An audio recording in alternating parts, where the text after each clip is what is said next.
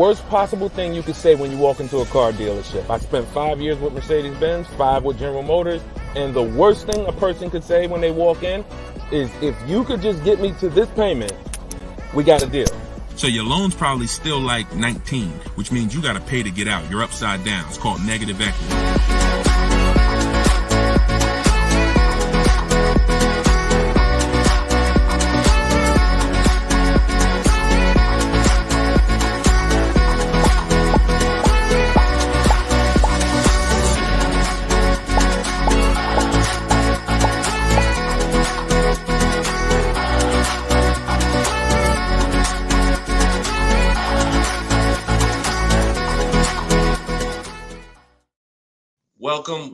Welcome to episode 10 of Car Shopping Questions and Answers. I'm your host, Deshone the Auto Advisor.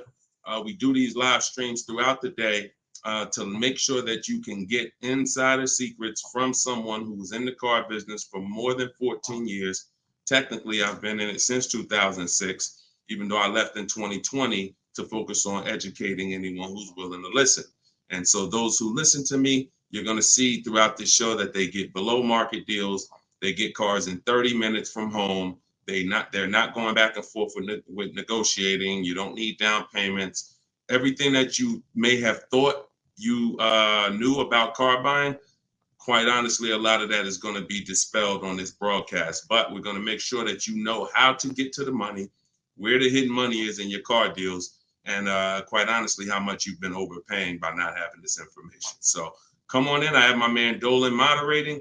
We're live on 4 platforms. You guys can start typing your questions. And while we get the first couple questions coming in, let's do some housekeeping.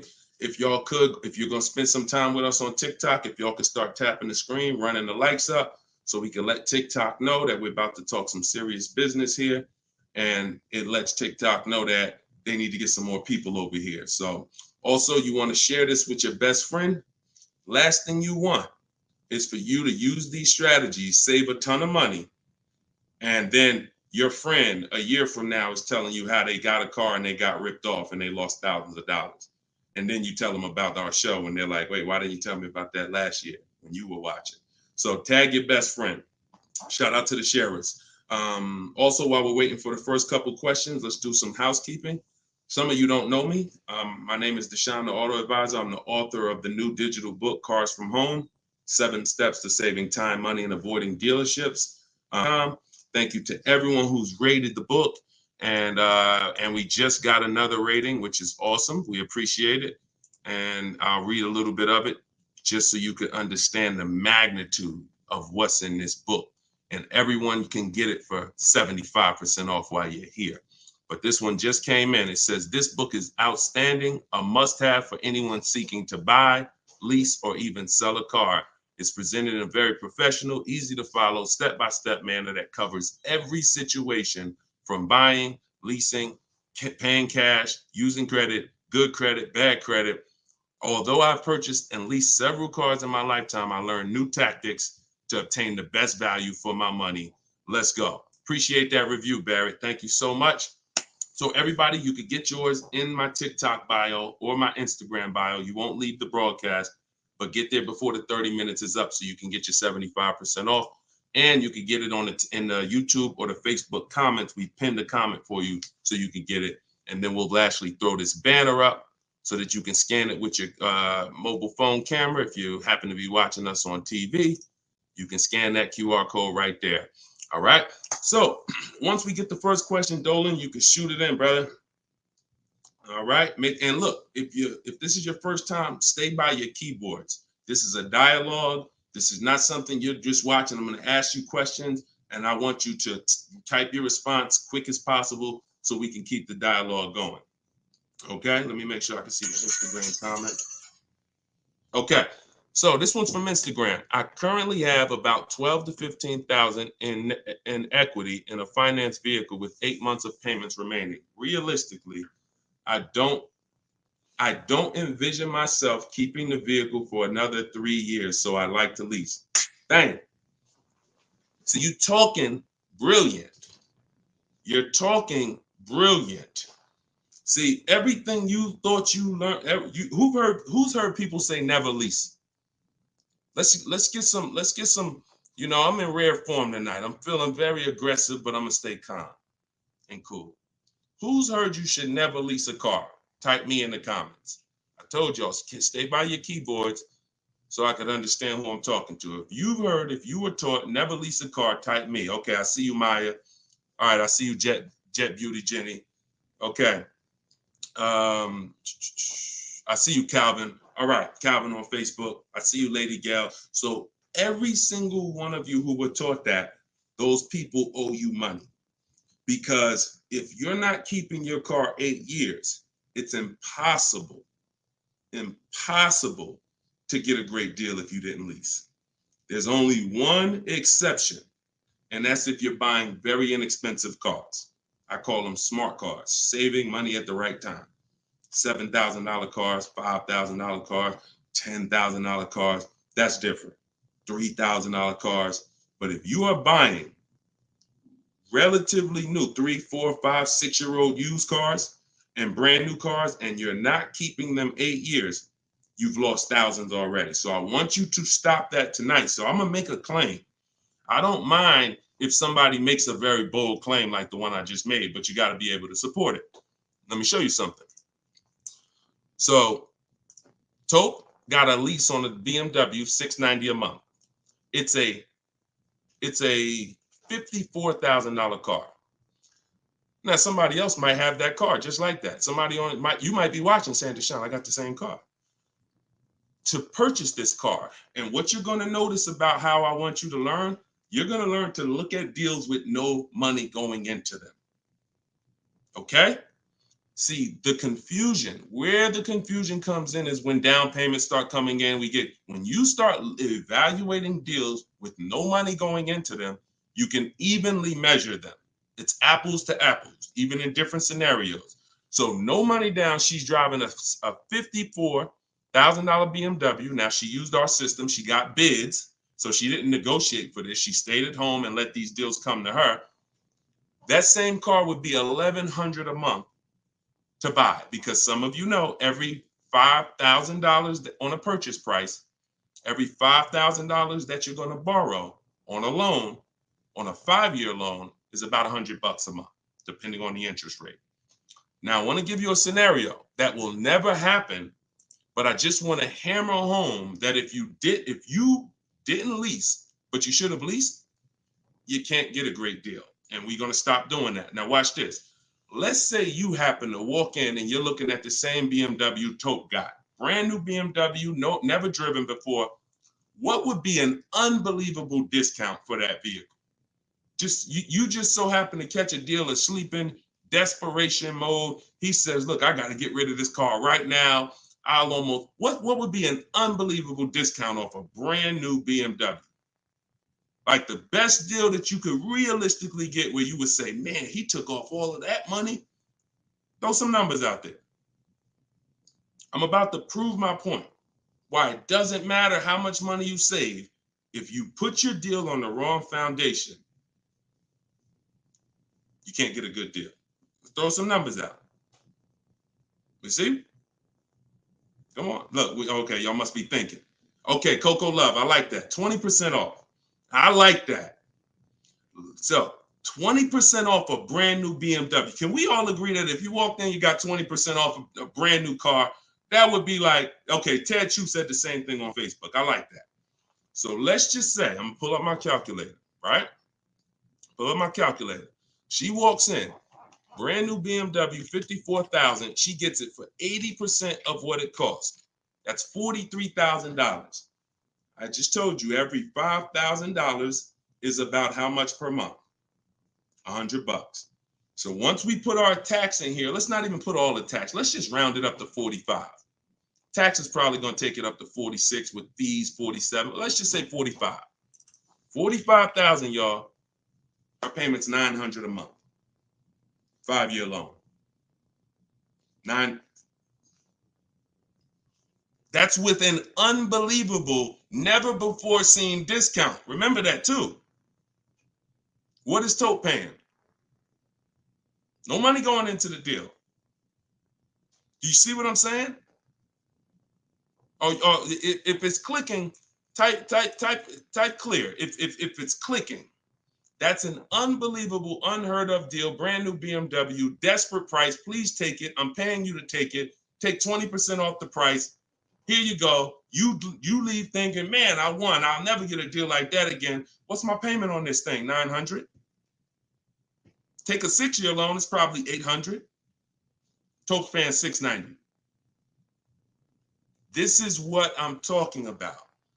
It does me or you no good for me to show you how we get bids, how we make dealers bid for our business, how we shop for new cars, how we shop for used cars, how we make banks and credit unions bid when you miss this. Lease, if I don't lease and I should have leased, no way to get a great deal. So that's why, and we could throw one more scenario in here, because some of you like Deshone, but I don't buy brand new cars. I know what you're thinking. Let's throw one more scenario. Let's say we get a great price on a used one. That same BMW, used one, great price on a used one. Let's say we knock 35, 40% off the price. 40%. Say we find a 40%.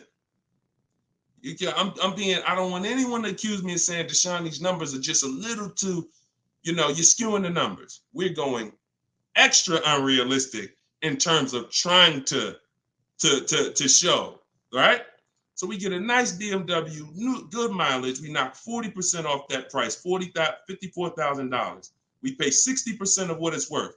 That's $32,000 we're paying. With taxes, it puts us at $35,000. What's our payment? $35,000 on a loan. Every $5,000 is $100 a month. What's the payment? I got you, Jet Beauty.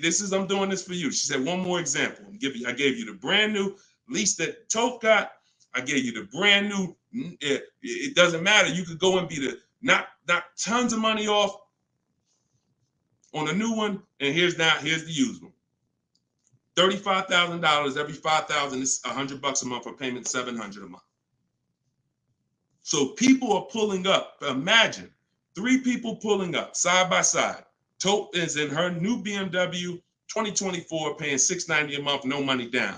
Another buyer pulls up next door that never learned about leasing, but is not keeping their cars long term, because there is a place for buying. It's not about, everyone should be leasing. It's the 8-year rule. I'm talking about you short-term people. You're not keeping your cars 8 years, yet you believe the lies that you shouldn't be leasing. We're going to scrap that tonight. If you're willing to unlearn, tonight will be the last day you believe that bad information. So $690 a month, Toke pulls up. Someone pulls up next to Toke, got a phenomenal deal, think they won. Hey, we got the same car. Oh yeah. Man, how much you get? You're not gonna believe this. The dealer gave me 20% off this thing. Oh, that's incredible. How much is your payment on that? Oh, I'm paying $900. Oh, really? Okay. Yeah, no money down though. No money down. Okay, what you paying? I'm paying $690. No money down. Oh, okay. Wow. Other person pull up in the used one. Oh, y'all got the new versions. That look good. That look real good. How much y'all paying? Oh, I'm paying $690 for the new one. Oh, I'm paying $9. Oh, I'm paying $7 for the used one. Do we understand how bad Tope is winning? So you keep believing that old information. It's cost you thousands of dollars. Cost your family thousands. I hate to be the bearer of bad news, but I'm also the bearer of good news. Because if I don't tell you, who's going to tell you? At least now you can actually make the changes and actually change your behavior and stop listening to people who rant about things but never talk numbers. Never talk numbers. They just rant and say, don't do this. Always do this. Never talk numbers though. So this is it. First step, I'm glad this is all based on this first comment we got from Instagram. Don't envision yourself keeping the car 8 years, even 3 more years, then you need to be switching to a lease tomorrow. No point in staying in it. No point in staying in it. All right.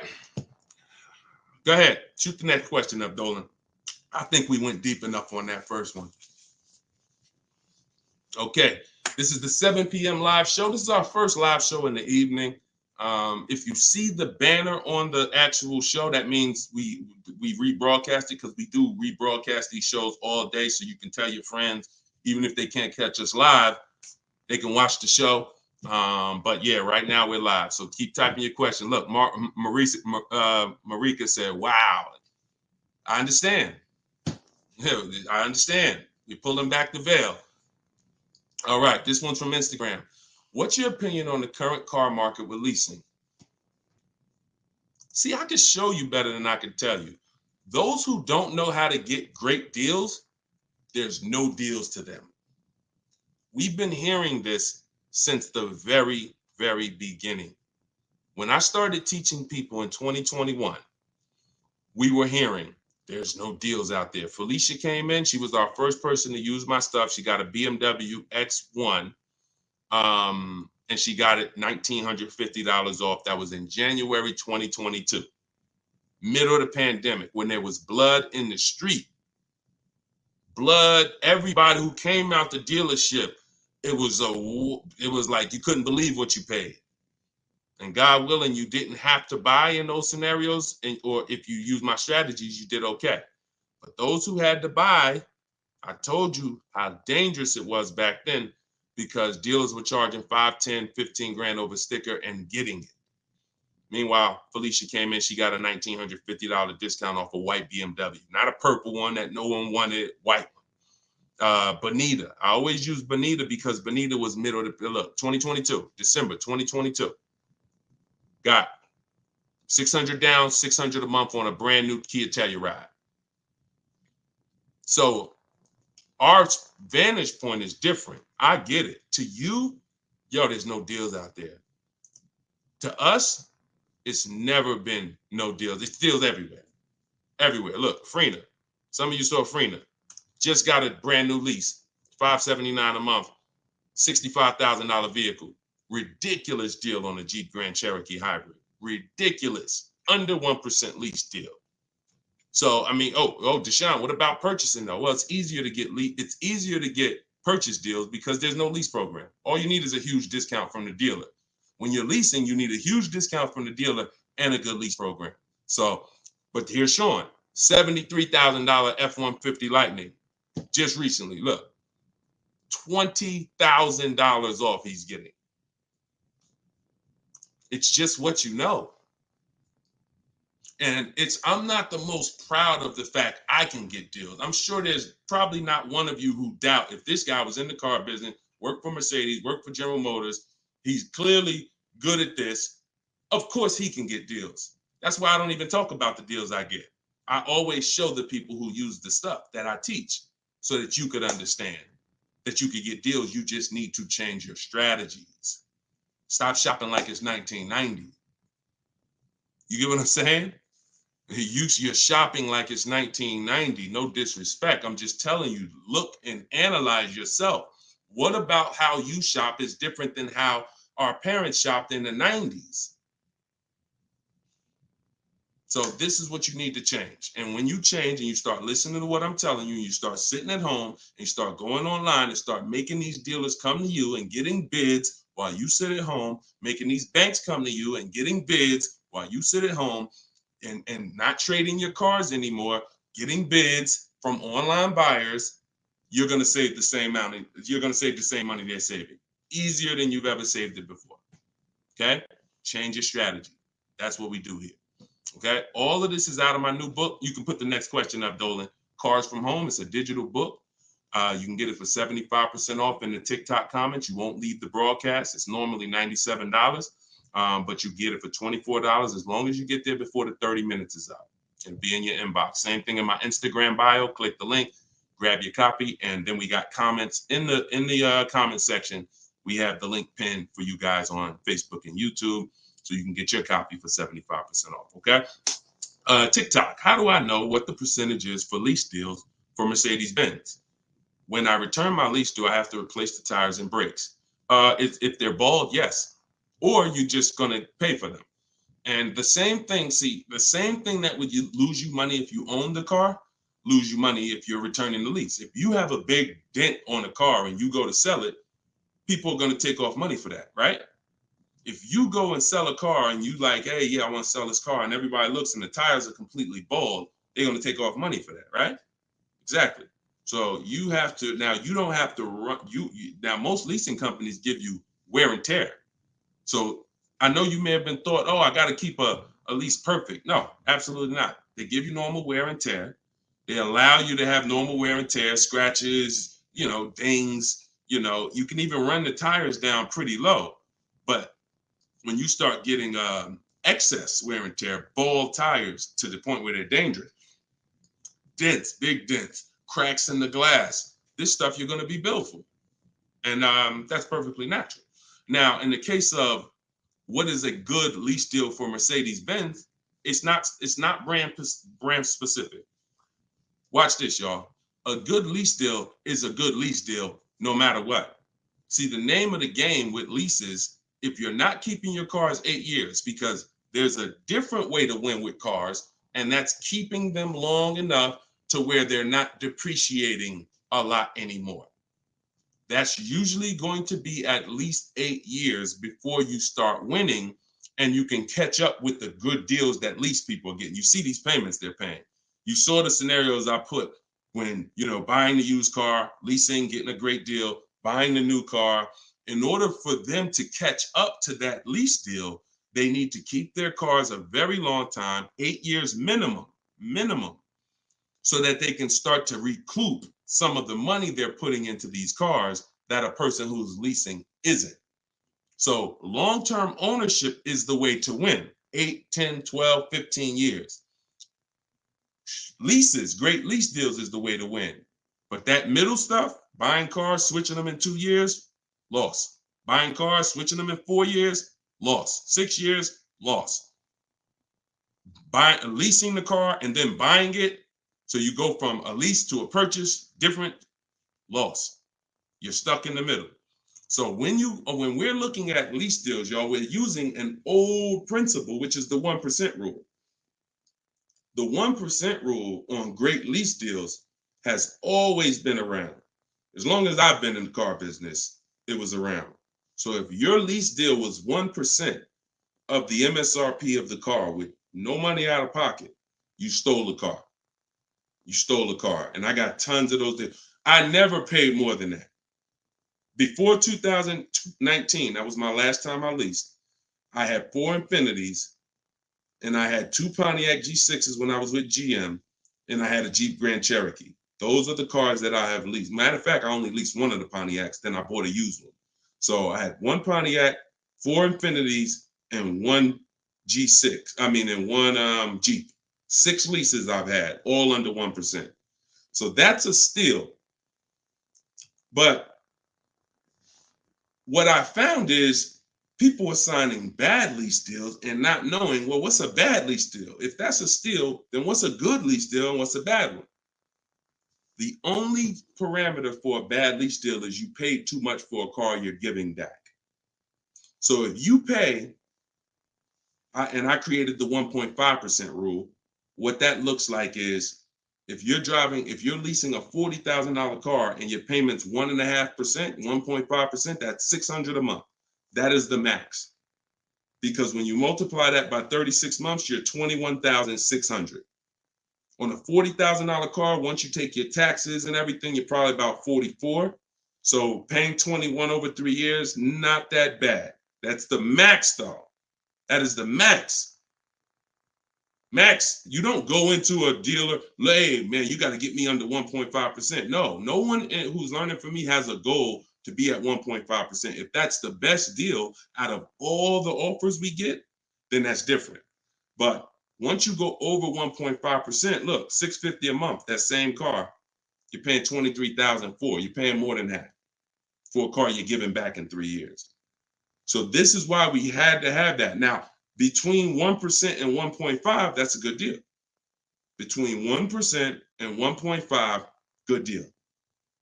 And what's going to dictate where you land on that spectrum is if you're getting bids, because you're not going to get the lowest price from a dealer without getting at least 5 offers. I told you, 80% of dealers are overpriced. Remember that. If you can grasp that, I want you to type the number 80, because you need to understand 80% of dealers in the country are overpriced. I see you, Stephen. Okay, I see you, 223 apparel. All right, TikTok locked in. I see you. Okay, type. When you get that, then you're going to be much more aware that I cannot. I see you. I am Tashan F. Sir. You're going to be much more aware of why you cannot walk into a dealer thinking you're going to get your best deal. Because if there's 10 dealers on the street, 10, now what you should be saying is 8 are overpriced.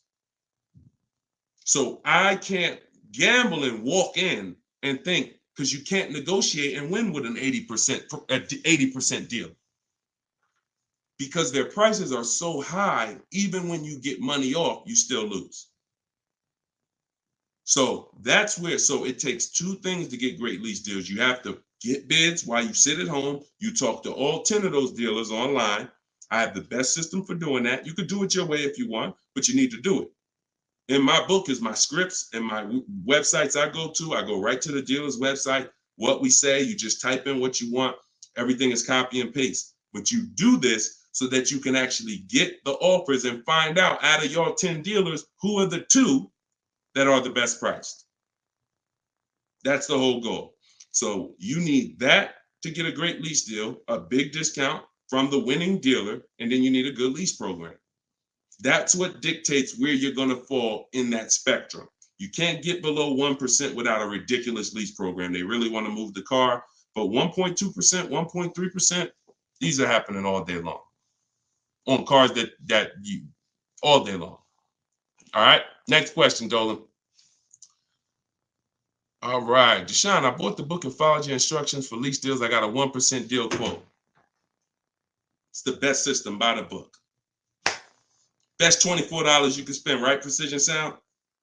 See, I swear when I was putting the book together, I priced it at $97 because I said this book is going to save somebody so much money. It's not fair to have it priced like other books. I got tons of books here.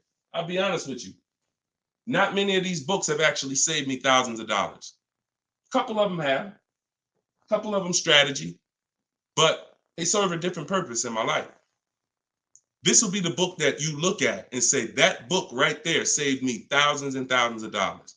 So that's the reason why it's $97. But you know what? I'm an author. I said, let's do a special thing. Everybody who jumps on the welcome offer, you could get it for the price of a regular book. There you go. But I'm glad. 1% lease deal. Congratulations. Great job. Enjoy it. Enjoy it. All right, next question, Dolan. Can you use your system out of state? Ted, great question. You're going to find that you're going to become very comfortable dealing with dealers out of state. Because, and I'm going to tell you the truth, a lot of dealers that are close to you, when they see your zip code, they've already determined and made up in their mind how much they're going to discount, or if they're even going to discount, based on where you live. If you're 20 minutes from them, why do I need to give you a discount when I know the average person shops 2 dealers before they buy? Now, I don't want you to be average. Let the average people get average deals and above market deals, but you're not going to get below market deals doing average things. I'm going to say that again. You're not going to get below market deals doing average things. Most dealers know, this is NADA research. This is the company that studies car buyers. People shop 2 dealers and then they buy. So if I'm sitting here watching you and I see your zip code, I'm not going to give you a great, especially if I'm an 80% dealer, forget it. But when you start talking to these dealers that are 45 minutes away from you, an hour away from you, now they'll never see you without the online tools. And what we want to do is these smaller dealers that are usually that don't have the foot traffic, we want to give them the opportunity because they want to be able to compete with the dealers in the city. And if it's up to walking in, they'll never have that opportunity. But when it's online shopping, they get the same opportunities, and they will sometimes take that opportunity and make sure they beat their competition. Going back to Sean's deal, very important to see this. Sean posted in our groups. We have a private group. He said, I haven't seen the other. I said, I haven't seen the other offers. This is when he showed me he was saving 20 grand. And he said, you know, what do you think about this? I said, you're saving 20 grand. But I said, I don't know what the other offers are. Because what if you could save 25? Don't get excited about one offer. You got to get 5. I sold a car, a Maybach, and years ago, it had a $20,000 rebate on it. What if this car had a $20,000 rebate? We don't know. So he said, look, I got 15 offers. See, the difference is when you're using an online system, you sit at home and you start learning how to go on these dealers' websites, copy and paste what you want and get these offers. You're going to be like, dang, I could get 5 more offers just like that. So he got 15 offers. Now check this out. This is what's important about this question you just asked, Ted. I couldn't find anything under MSRP locally. He expanded his search to 150 miles and he found this deal. So a dealer that was over 100 miles away from him made him this offer. None of the dealers close. Very important. So you want to get comfortable shopping out of state. And when you know how to do it the right way, especially on new cars and leases, it's easy because it's new cars. They're cookie cutter. You know, everyone has the same. Little bit more precision when you're buying a used car. But even that,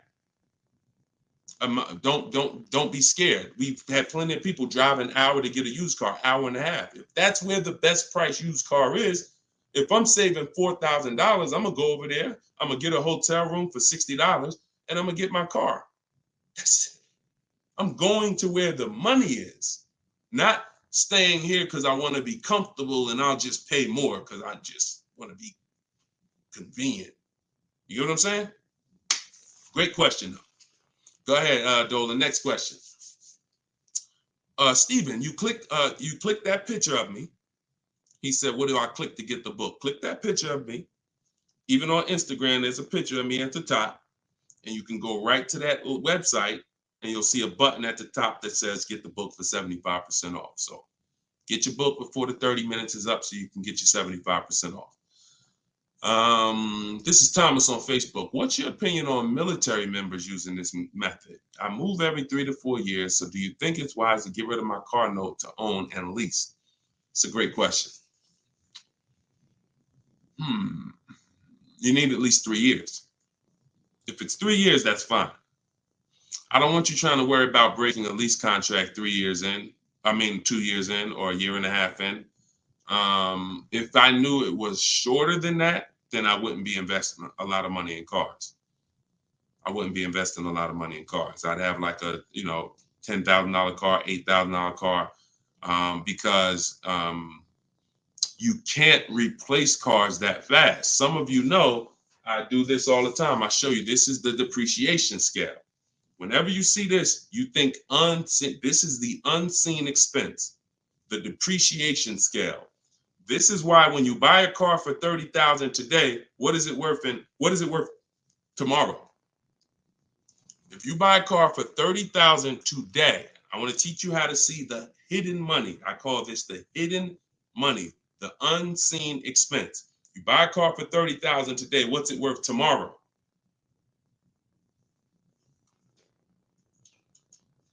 Throw some numbers out there. Let's see Instagram.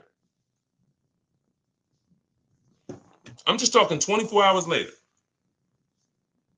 You bring the car back 24 hours later. Is it still worth $30,000? Right? Look, iHeart said 22. Maybe not that much the next day, but you could be. You could be 25, 29. Look, it's worth less, right? So now that's the beginning. Now you park that car outside your driveway a year. Don't touch it. Don't drive it. You paid $30,000 for it. Come back a year later. What's it worth? Now we're getting into those 25s, 22, 20. Look, you never drove it. You didn't drive it one single mile. That's what we are. And look, that's happening the first 5 years that you have the car. Now, there's one exception, Thomas, if I'm you. If I can get 3 to 4 years, I'm leasing. No doubt about it. 3 to 4 years, I'm leasing. Now, your goal is to, if you got to make a move, you don't want to lose money and you don't want to have a bunch of negative equity. So what you can do, what I would suggest you do, if you don't have the 3 years, then I would buy a pre-owned car. I wouldn't even go with a $10,000 one. I just make sure I get a great price on a pre-owned car, so that with pre-owned cars, you can swap out and you don't lose. Compared to someone who's leasing, though, you will, because you're going to pay about the same amount they're going to pay, but they're going to have a brand new car and you're going to have a used one. But that's the risk you have to take, because if you try to lease and then you end up having to get out of it in a year, no, can't break that contract that easily and you're going to lose money. So if you got 3 years, I'd lease for sure. If you only got 2, then I get a great deal on a pre-owned car. And then that way I'm safe. If I do need to get out of it, I can sell it and probably break even within a 2-year period, because it's not going to depreciate as much as a used car. I mean, as much as a new car. Okay? If you got 3-4 years, man, lease. When a lot of you, when you realize I'm not talking to you who are keeping cars 8 years. If you have a car outside your house for 8 years or longer, type me. Matter of fact, type K. We call that a keeper. You got to be able to distinguish the difference in these scenarios. Anything outside your house for longer than 8 years is a keeper. We're not even comparing leasing. But when your kids come to you and say, Mom, Dad, I want a car, we don't automatically make them this is going to be a keeper. You're going to keep this thing for 8, 9, 10 years. No, I'm not. I'm going to keep this car maybe 5 years. Okay, then you should be leasing.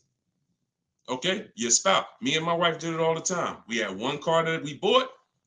That was the Pontiac G6. And then we would lease a car and we would rotate the lease. So you can have both. But the key is knowing every time you're about to buy a car, the first question is, how many years am I keeping the car?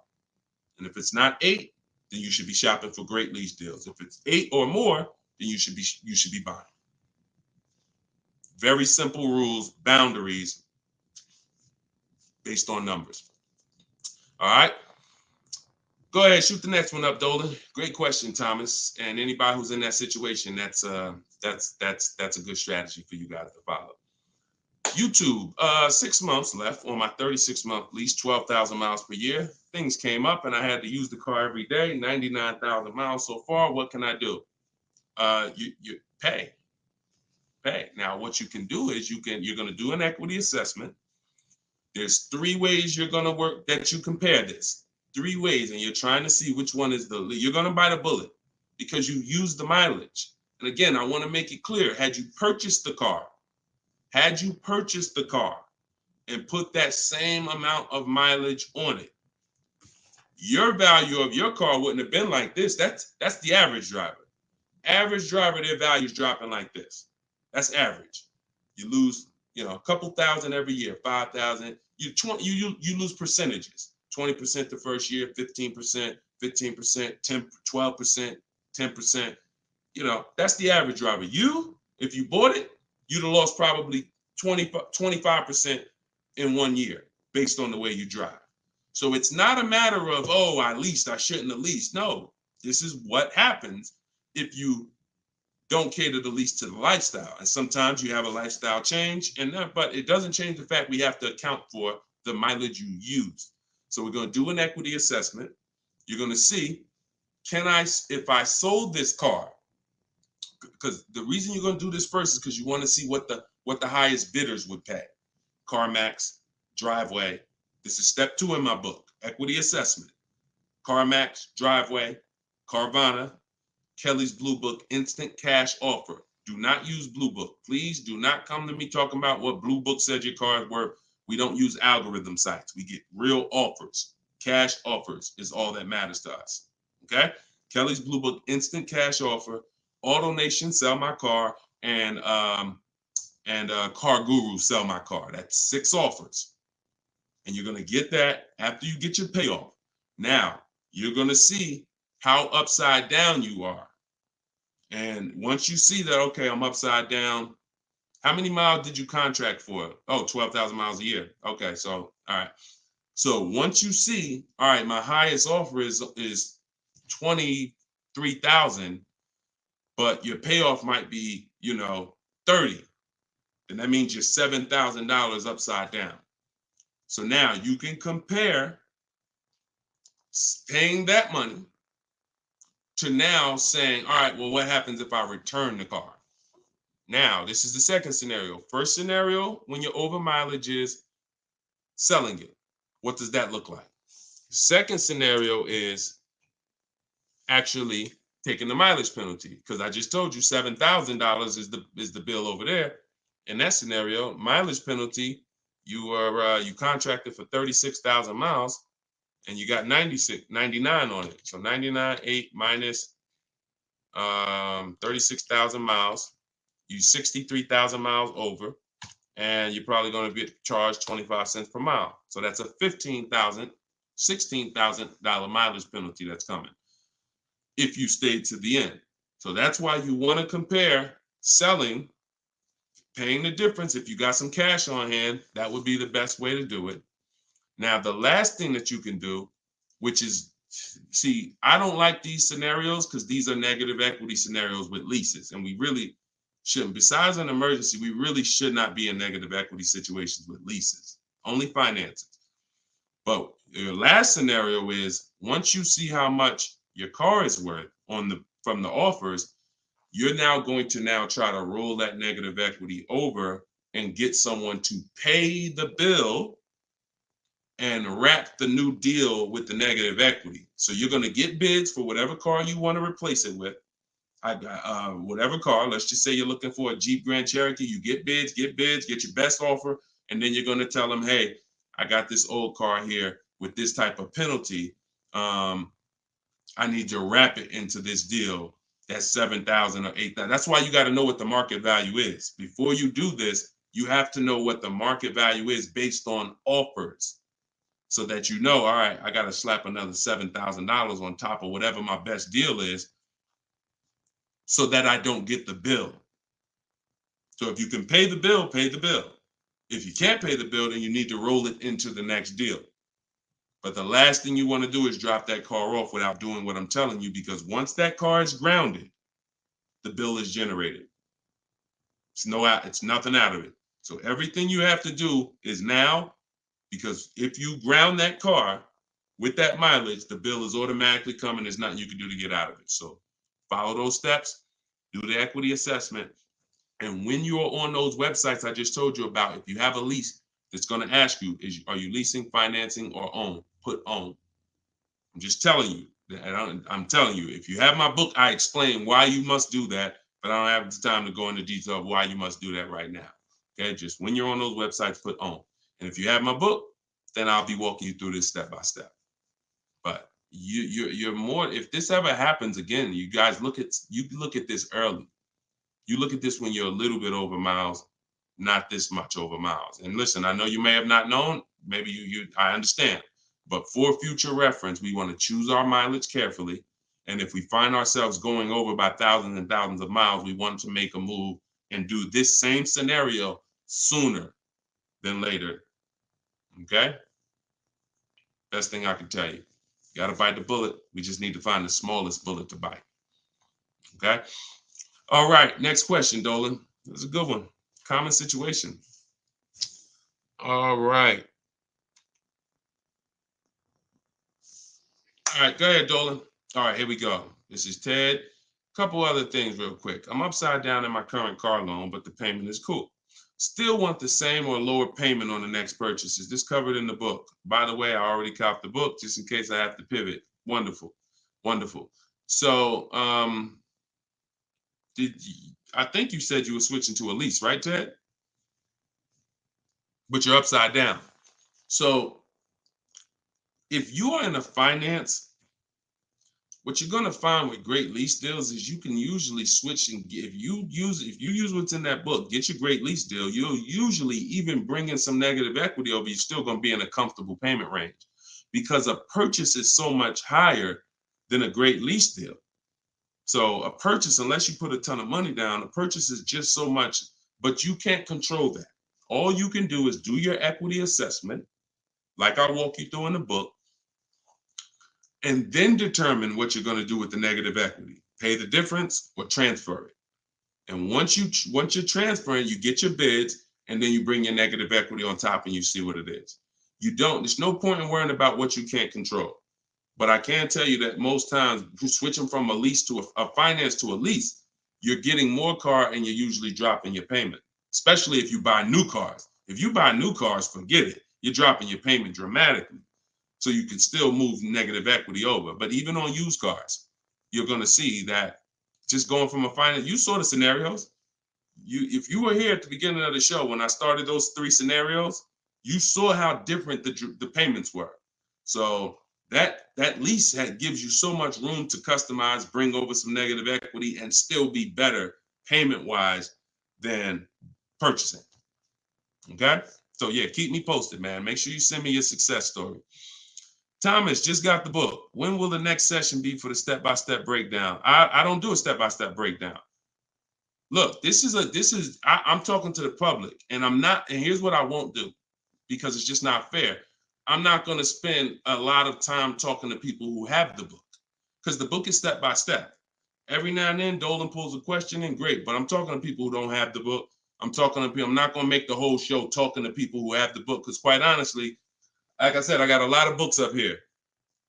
I can't talk to one of these authors.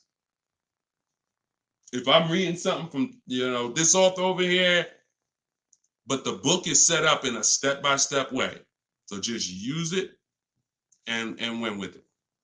All right. Go ahead. Shoot the next question up, Dolan. It just would be corny. That'd be corny. Oh, he's only talking to people that got his book. No, we're not doing that. DJ Flair, YouTube. I haven't gotten APR under 1.4 on a lease. Should I settle? How many offers do you have?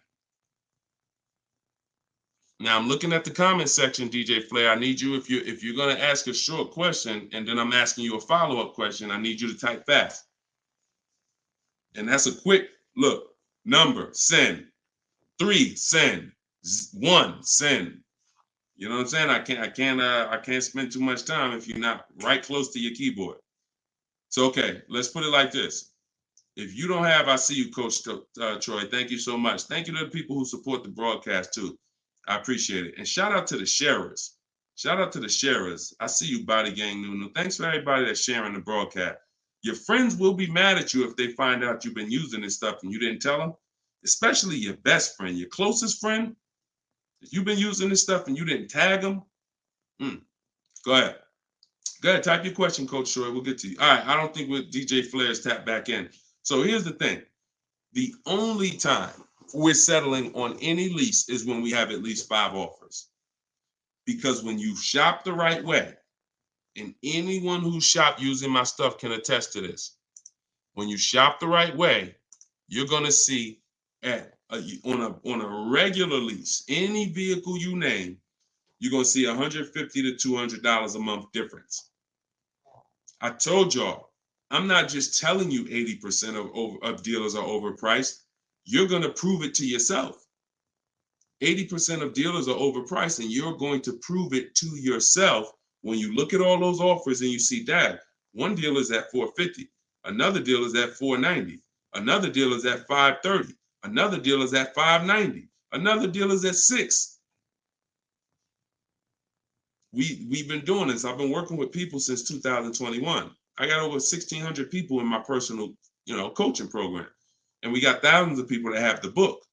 So when we get the offers, that's what we see. So the only way we will settle on a 1.4% lease is if we know that's the lowest offer in the market.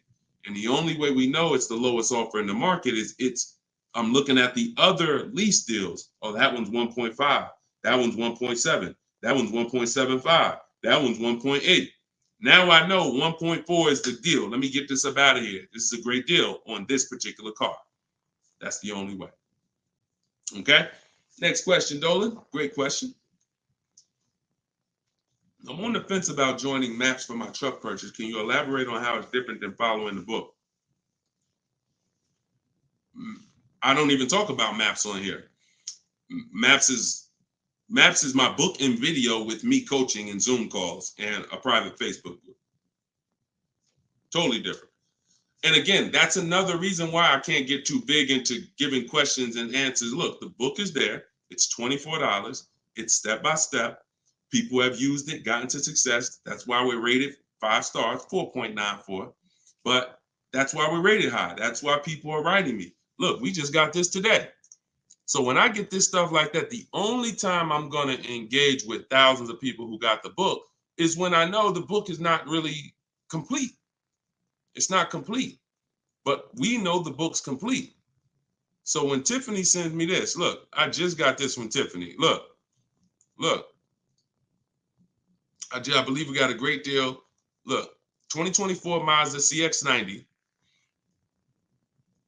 $44,820 on the sticker. Discount was $6,530. That's ridiculous. That was her best offer of all her bids. $65,000. She saved 15% off the price of the car. Brand new car. She just sent me this. So some people are like, Deshone, you know what? I can follow the book. This is my thing. You laid it out step by step. Step 1, 2, 3, 4, 5, 6, 7 is delivery. Step 7 is literally getting ready for delivery. So, but MAPS is totally different. MAPS is the program I launched in 2021 that I work personally with people. We do coaching calls, and we and everything in the book is in video form.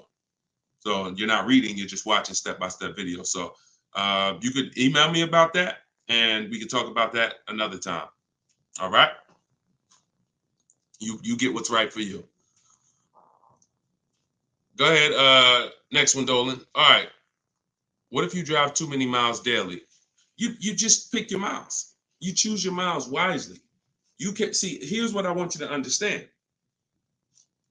Now, if you were on the show a little earlier, we talked about how you're going to pay whether you, and bring in, Dolan, can you bring in Coach Troy's question on TikTok? Here's what you have to be very clear on. You pay for the miles whether you purchase or lease. That's why I want you to think about that. Depreciation scale. If I drive 0 miles, my car is worth less in a year. If I drive average miles, it's worth less in a year. If I drive high miles, it's worth less in a year. Ain't got nothing to do with whether you leased it or you bought it. If you bought it, that's what's happening. So the purpose of the lease is to know I'm not keeping my car 8 years. So I'm going to look to replace the car while it's dropping in value like this. If I buy it, this is year 1, this is year 2, this is year 3, this is year 4. Once you get about year 6, it starts to round out. You're losing less value, year 7, year 8. But you still need to catch up to the person who leased because they haven't put all this money in the car that you have. That's why it's the 8-year rule. But if you're like, Deshone, I know I'm not keeping the car 8 years. Your goal is to beat the depreciation in. How do I get a car without taking this type of loss? That's a lease. That's a great lease deal. Not an average lease deal, not these commercials. None of these lease deals y'all saw on the show today was based on a commercial. Nothing. They were probably thousands better. Do never look at commercials and think, oh, that's a lease deal. Absolutely not.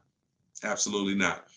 So what you're going to do is you're going to assess your miles, see how much you drive to work and back, how many days a week, and you're going to come and you're going to add that up over the year, and you're going to come up with a number. And if it's $18,000 a year, great. Hyundai I worked for Hyundai for 6 weeks, and I keep the story short, but I worked for them for 6 weeks. I was a manager there. Owner ended up getting indicted. Straight up highway dealer. Like I would never, it's the only dealer where I said, whoa, this ain't for me. No way. Got out of there in 6 weeks. Gave them their car back that they had me driving. I said, I appreciate it. God bless you. So I end up getting, I had a person who was dropping off their lease. And I was doing the paperwork to ground the lease for them. Hey, I was doing the work to ground the paperwork and to ground the lease, and I saw that he had like 70,000 miles on the car. And I said, you lease this? He said, yeah, man, I always lease. I said, wait, you in sales?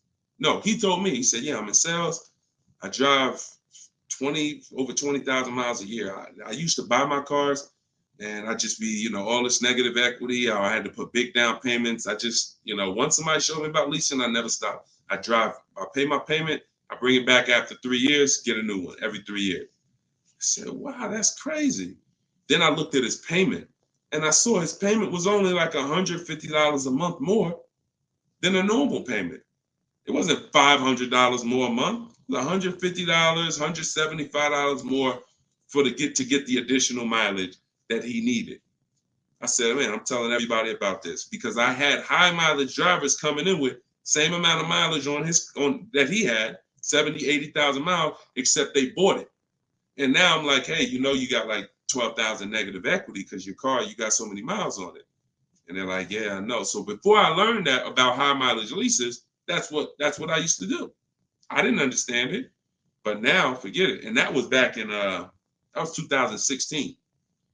So everything I've learned, I bring it to the public, and I've learned from seeing bad scenarios. So no matter how many miles you drive, as long as you're not doing like Uber or Turo or something where you're renting the car, you're just putting like as many miles as you can on it a year, and you don't really know how much you're going to put on. As long as that's not the case, it's predictable, then for sure. I have 2 strategies in my book for high mileage drivers that don't keep cars 8 years. 2 strategies: high mileage lease, and then something I call 2 cars, 1 payment. High mileage lease, 2 cars, 1 payment, where you split the mileage. You have 1 car you buy, and then you pay that car off, and then you have 1 nice car that you lease, 12,000 miles, and you just split the miles. Either way, stop buying. And now, one more thing, and put the next question up, Dolan. Now, if you're a high mileage driver and you are an 8-year person, great, no reason to lease. There's plenty of cars out there. You buy a car that you can drive 25, 30,000 miles a year. That'll last you 8 years. No reason to lease. See, if you are keeping your cars 8+ years, forget about leasing. If the person who you want to shop for is 8+ years, no reason to lease. I'm only talking to you who are like 6 years, 5 years. Deshaun, I'm not keeping it 8 years. You are the ones losing thousands of dollars by not leasing. All right, I see you. All right, so this is Coach Troy from TikTok. And we're live, y'all. Just in case you know, we're live for a couple more minutes. This is our 7 p.m. live. We whenever you don't see the banner on top, you know it's live. Whenever you see, because we rebroadcast these shows because a lot of people can't make them, so you can catch them on pretty much any of our platforms. You can watch the replay, watch the rebroadcast. But we are absolutely live right now. So for a couple more minutes, you can type your questions. This is Coach Troy from TikTok. I have a lease now. My lease is up in June. My credit fell to 573. Can I go for a finance? What I do is I get a smart car right now, saving money at the right time. Now, if you have a strong car payment history, that weighs on your profile.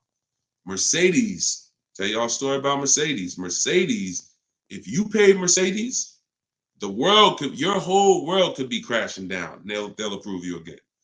So I would have people come in and say, Deshaun, or they'll call me and say, Deshaun, my credit's not where it was when I got the Mercedes a couple years ago. What do you think? I said, well, how was the payments on the Mercedes? I never missed one. You're good. Maxed out credit cards don't matter. They look at that. So if you paid the car payment, I go for a lease.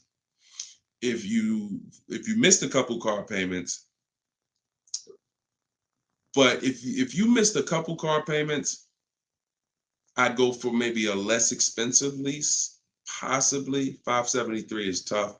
You need a lot of stuff to weigh, because I have something I teach. It's about profile, not just about score.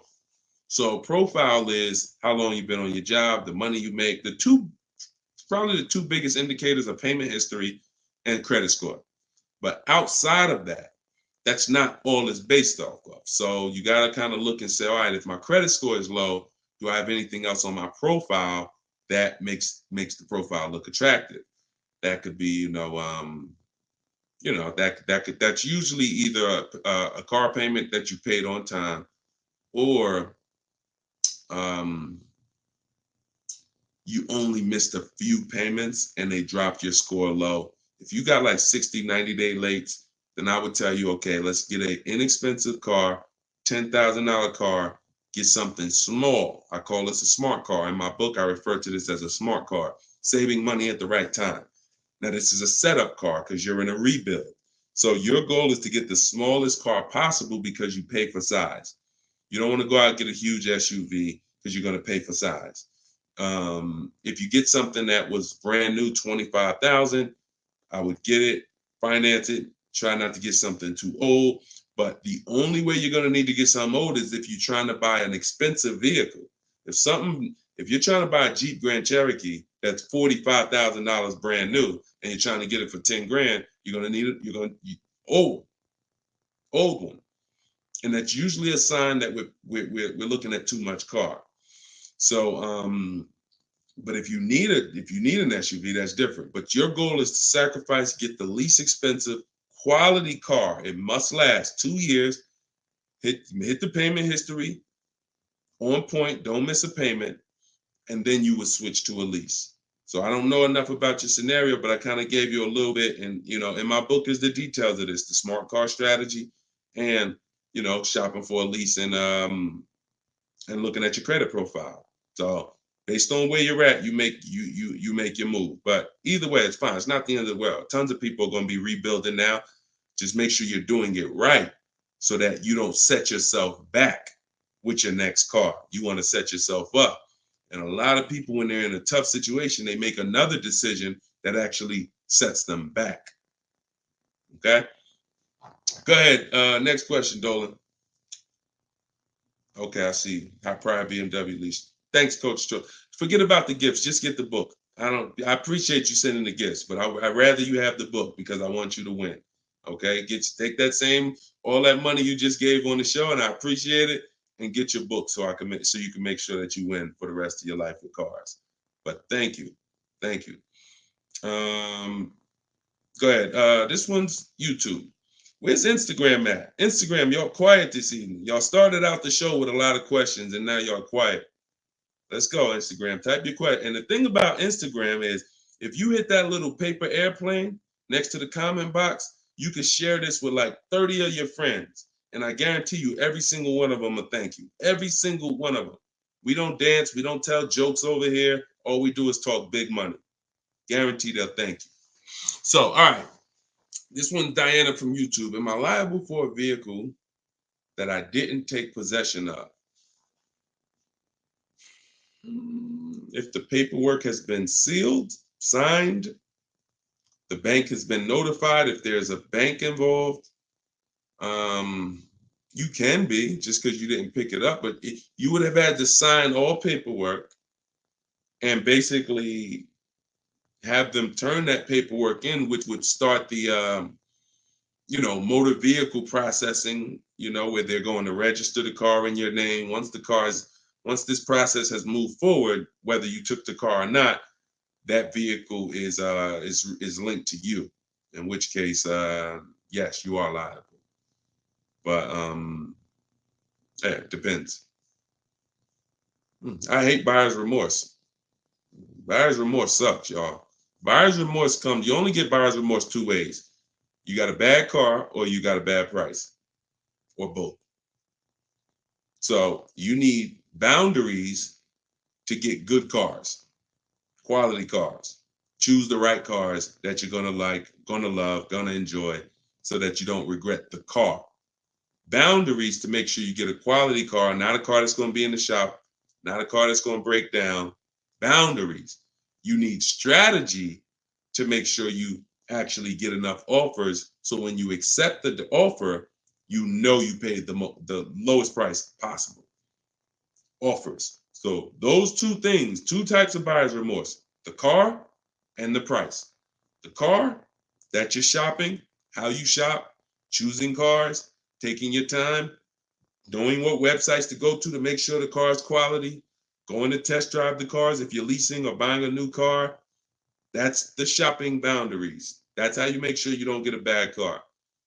When you're looking at a used car, narrowing it down: title history, service records, accident history, And then the strategies, the other buyer's remorse is, I don't like the price. I think I could have paid less. I think I'm overpaying. I'm not comfortable. That comes from getting bids and looking at multiple offers. Got to use this. If you don't use this, that's going to continue. It's impossible for you to eliminate that without those two strategies. Boundaries, shopping strategy. Okay? I hate buyer's remorse. Go ahead. No problem, Coach Troy. I appreciate you. Go ahead, Dolan. Next one. Okay. Oh, we got another success story. Let's go. Okay. Thank you, Gina. YouTube success story. Just ordered a 2024 BMW X3 M40 for almost $4K off MSRP plus $3K military discount. Would have never thought about this being possible. Followed your car shopping for people who hate car shopping book. Don't make me drop the microphone up in here. Gina, $7,000 she's saving from home, getting bids. See, look, I love this. I love this. This is empowerment right here. Forget all that other stuff. Forget all the other stuff. Is if you use something and it does not save you money, throw it out. But you got to use it. I knew that if you're willing to use what's in my book, if you are willing to take it, trust my process, these are the results. You don't have to be me. You don't have to be Deshone. Gina's not me. Gina didn't even know about this a month ago. Got the book, used the step-by-steps, saving $7,000 off a brand new BMW M40, X3 M40. Come on.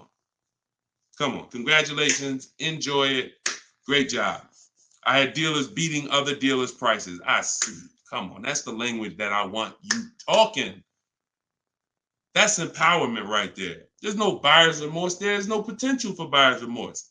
How? I got dealers competing. Yo, all right, you the best right here. You won. The heck? There's no room for buyer's remorse when people were competing, jumping through hoops. Hey, pick me. Here's my offer. Here's my offer. Here's my offer. Come on. All right. I love it. Good job, Gina. Okay, to everyone else who's like, what book did she use? That's my new digital book. It's called Cars from Home. It was originally called Car Shopping for people that hate car shopping, but now it's called Cars from Home. 7 steps to saving time, money, and avoiding dealerships. Has all my templates for new cars, used cars, leases, everything in there. And it's normally $97, but in my TikTok bio, you can get yours for 75% off. In my Instagram bio, click that link and then get your book. You'll pay $24 instead of $97. And in Facebook, YouTube, we got the comments. We got a comment pinned for you guys to get it. Go to deshonsbook.com right there on the screen. Or if you're watching us on TV, you can just scan that QR code with your mobile phone. I want the success stories. I love the success stories. Love it. All right, go ahead, Dolan. We got a couple more minutes. Go ahead. Next one. Okay, this one's Maria from Instagram. Apologies. I had to serial earlier, so I probably missed the answer. Do we include the fees into the payments when calculating the 1.5% rule? Absolutely. Now, the simple way is you don't have to worry about the fees. You're getting offers. Here's all that's important, Maria, when we're getting our lease offers. Total out of pocket is first month's payment only. If someone submits a deal with no first month's payment, you $2,000, $3,000, because some of them will do that. Can you please resend the offer with just first month's payment? Then 12,000 miles per year. Then we're getting at least 5 offers. And then what we're doing is we're dividing the monthly payment into the MSRP. Dividing the monthly payment into the MSRP, not the selling price. Doesn't matter the selling price. The selling price is what affects the percentage. That affects the percentage. You need the MSRP so you can judge the deal. MSRP. Divide that into the MSRP. That's all you need to know when looking at lease offers. So I can look at 20 lease offers from 20 different people.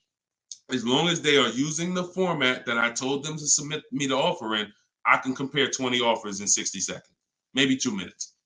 Boom, boom, boom, boom. All right, this dealer made the best offer. Very simple. Don't worry about fees with leases. Just do those percentages. Everything else will slow you down. All right, great question. All right, wasn't it fun? Look, Precision Soundworks said, wasn't it fun following his steps? I just gotta put that on it. Listen, this kid, oh man, come on. Wasn't it fun following his steps? Because you're in control. You're in control. It's fun being in control when you've been buying cars. You've been out of control for all your life. You felt intimidated. You felt like, oh, they're gonna get over on me. I'm gonna say the wrong thing. I'm gonna do the wrong thing. Now it's the total opposite. You're in control. So it becomes fun. My man. I love it. All right, go ahead, Dolan. Okay, this one's from TikTok. My brother totaled my car with only liability insurance. What should I do? Talk to the insurance company. Being underinsured is a real thing. That's called exposed. You're out there with exposure. So liability insurance, yeah, and hopefully it was a very inexpensive car, like a $3,000, $4,000 car. You know, I hope you weren't. You know, hope it wasn't like a $10, $12, $15, $20,000 car. This is why insurance exists. I'm sorry to tell you, like that's some of the worst scenarios. But you know, being underinsured is a real thing. You know, so make sure you're using. I use a company called Insurify.com or Jerry to shop insurance. It shops all the companies for me because you should be shopping for car insurance every single time your car insurance is up. And you know, but yeah, you got to be properly insured because these things happen. Say, look, gap insurance. A lot of people don't know. People will say, "Oh, I won't buy gap insurance," or they'll say, "When I go into the office, never say no to everything." Well, if you needed gap insurance and or you needed the right coverage, we either get it from the dealer or we call our insurance company. There's other insurance companies that sell gap insurance, but before we get it from the dealer, we'll call our insurance company or we'll go online.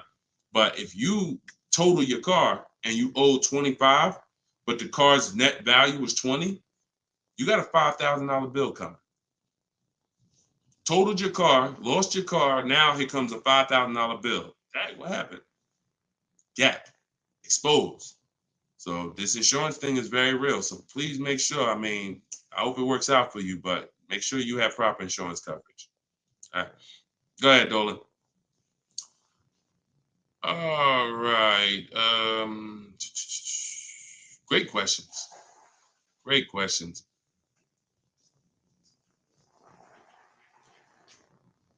All right. This one's Thomas. I have come to an end of my lease. A new lease is too much for me. The buyout is about 25K. Give me some options. Unless you got 5 offers, that doesn't mean anything. See, the problem is you didn't get 5 offers. So you probably got a lease quote from an 80% dealer who you've been buying cars from, leasing cars from. You come in, hey, what's a new one going to cost me? They're trying to keep you high based on three years ago. Everybody was overpaying and they're trying to keep you high. They're trying to keep their profit. And you look and saying, wow, the new one's 700. Nah, I can't do that. I guess I'm going to do something different. Meanwhile, when you start getting bids, you'll see that maybe the best deal on that is 500. See, all of these deals that I'm showing you guys, you got to understand something. These are not deals that people are getting by walking into dealers. Look, this is Charles. He got a Hyundai Palisade, top 10 most popular SUVs in the country. $48,000 vehicle, $597 a month. $597 a month. Listen, and just so y'all know, we live right now. This is not a replay. So we are straight live. I want you to know when we're live and when you're watching a rebroadcast. Okay? Like, understand, this doesn't happen walking into a dealership. So when I usually hear questions like this, oh, I'm gonna buy the lease out, or hey, there's no deal, you know, the new lease payments are too high. No one who's getting multiple offers are saying that, because what you would be doing is you would be flipping to another vehicle. Before I go from leasing, which is a value play, leasing is driving brand new cars for pennies on the dollar. To go from that to buying a used car is an entirely different thing. Buying your lease is buying a used car. So when you do that, Alexis, just go to deshonsbook.com. Just type it into your browser. So when you do that, you're switching totally different strategies. But what I would do if there's a bad lease program, if let's say I've been leasing Mercedes-Benz for years, and I go to get another one and I do all my offers and I see, oh, this is a bad lease program. It's over 1.5, 1.6, 1.7. No thanks. I'm going to go to my plan B car. I'm going to look at it, a plan B car, because every single vehicle has a different lease program. And sometimes you'll look at one vehicle and you'll think, oh, this is all leases. No, that's one vehicle. That's not even all leases in this dealership. This vehicle has a different lease program than this one. This trim level has a different lease program than that trim level. They're all different. So when we get locked in on one overpriced lease, especially if we didn't get 5 quotes like I teach, so no, that is the strategy. So you just say, give me some options, please. Here's your options. Get 5 offers. If they're all over 1.5%, next vehicle, pick another vehicle. Get 5 offers. If those are over 1.5%, pick another vehicle. Eventually, you're going to find a vehicle that has a great lease deal, and you're going to say, okay, this is it. They're all different. If you're using my book, you can do this in 60 minutes. Your first time using this, it'll probably take you 90 minutes to do the process. Second time, you should be around 60. I want you guys, by the time you use this 2-3 times, you'll be getting car. I could get any car I want, get the best offer, look at the whole market in 60 minutes, 45 minutes, 60 minutes. So that's not going to be your first time. 90 minutes probably the first time. But this is 90 minutes. By the time, that's not one trip to the grocery store. It's not even one trip to the grocery store. All right, y'all. We've been on for an hour and 18 minutes. We like to keep these lives around an hour and 15. We're going to wrap. We'll be back. Listen, this is what we do. Shout out to the surprise success stories. Thank y'all to everybody who spent some time with us. Everything that I taught tonight, everything I taught today is out of my new book. It's called Cars from Home, 7 Steps to Saving Time, Money, and Avoiding Dealerships. It's the science of shopping from home online the right way. There's tons of people who try to shop online. There are car salespeople who have mastered the science of not giving quotes online, making it hard to buy online. So the same way when people were walking into the dealer, car salesmen got trained on how to handle you. The same way they saw millions of people go to the internet, they created internet sales departments to get trained on what? How to handle you. So you need a strategy to make sure that you're doing this the right way, getting bids. You don't have to be a great negotiator when you're great at getting bids. And that's what the book is about. So you can get your copy for 75% off. It's $24 in my TikTok bio or my Instagram bio or the link in the comments on YouTube or Facebook. And if you're watching us on TV, just scan that QR code with your phone. But we'll be back sometime tomorrow, depending on when you're watching. And this is what we do. Let's keep saving this money. All right. God bless. And thank you to everybody that got the book. Email me your success stories. I want to see more success stories. All right. God bless you.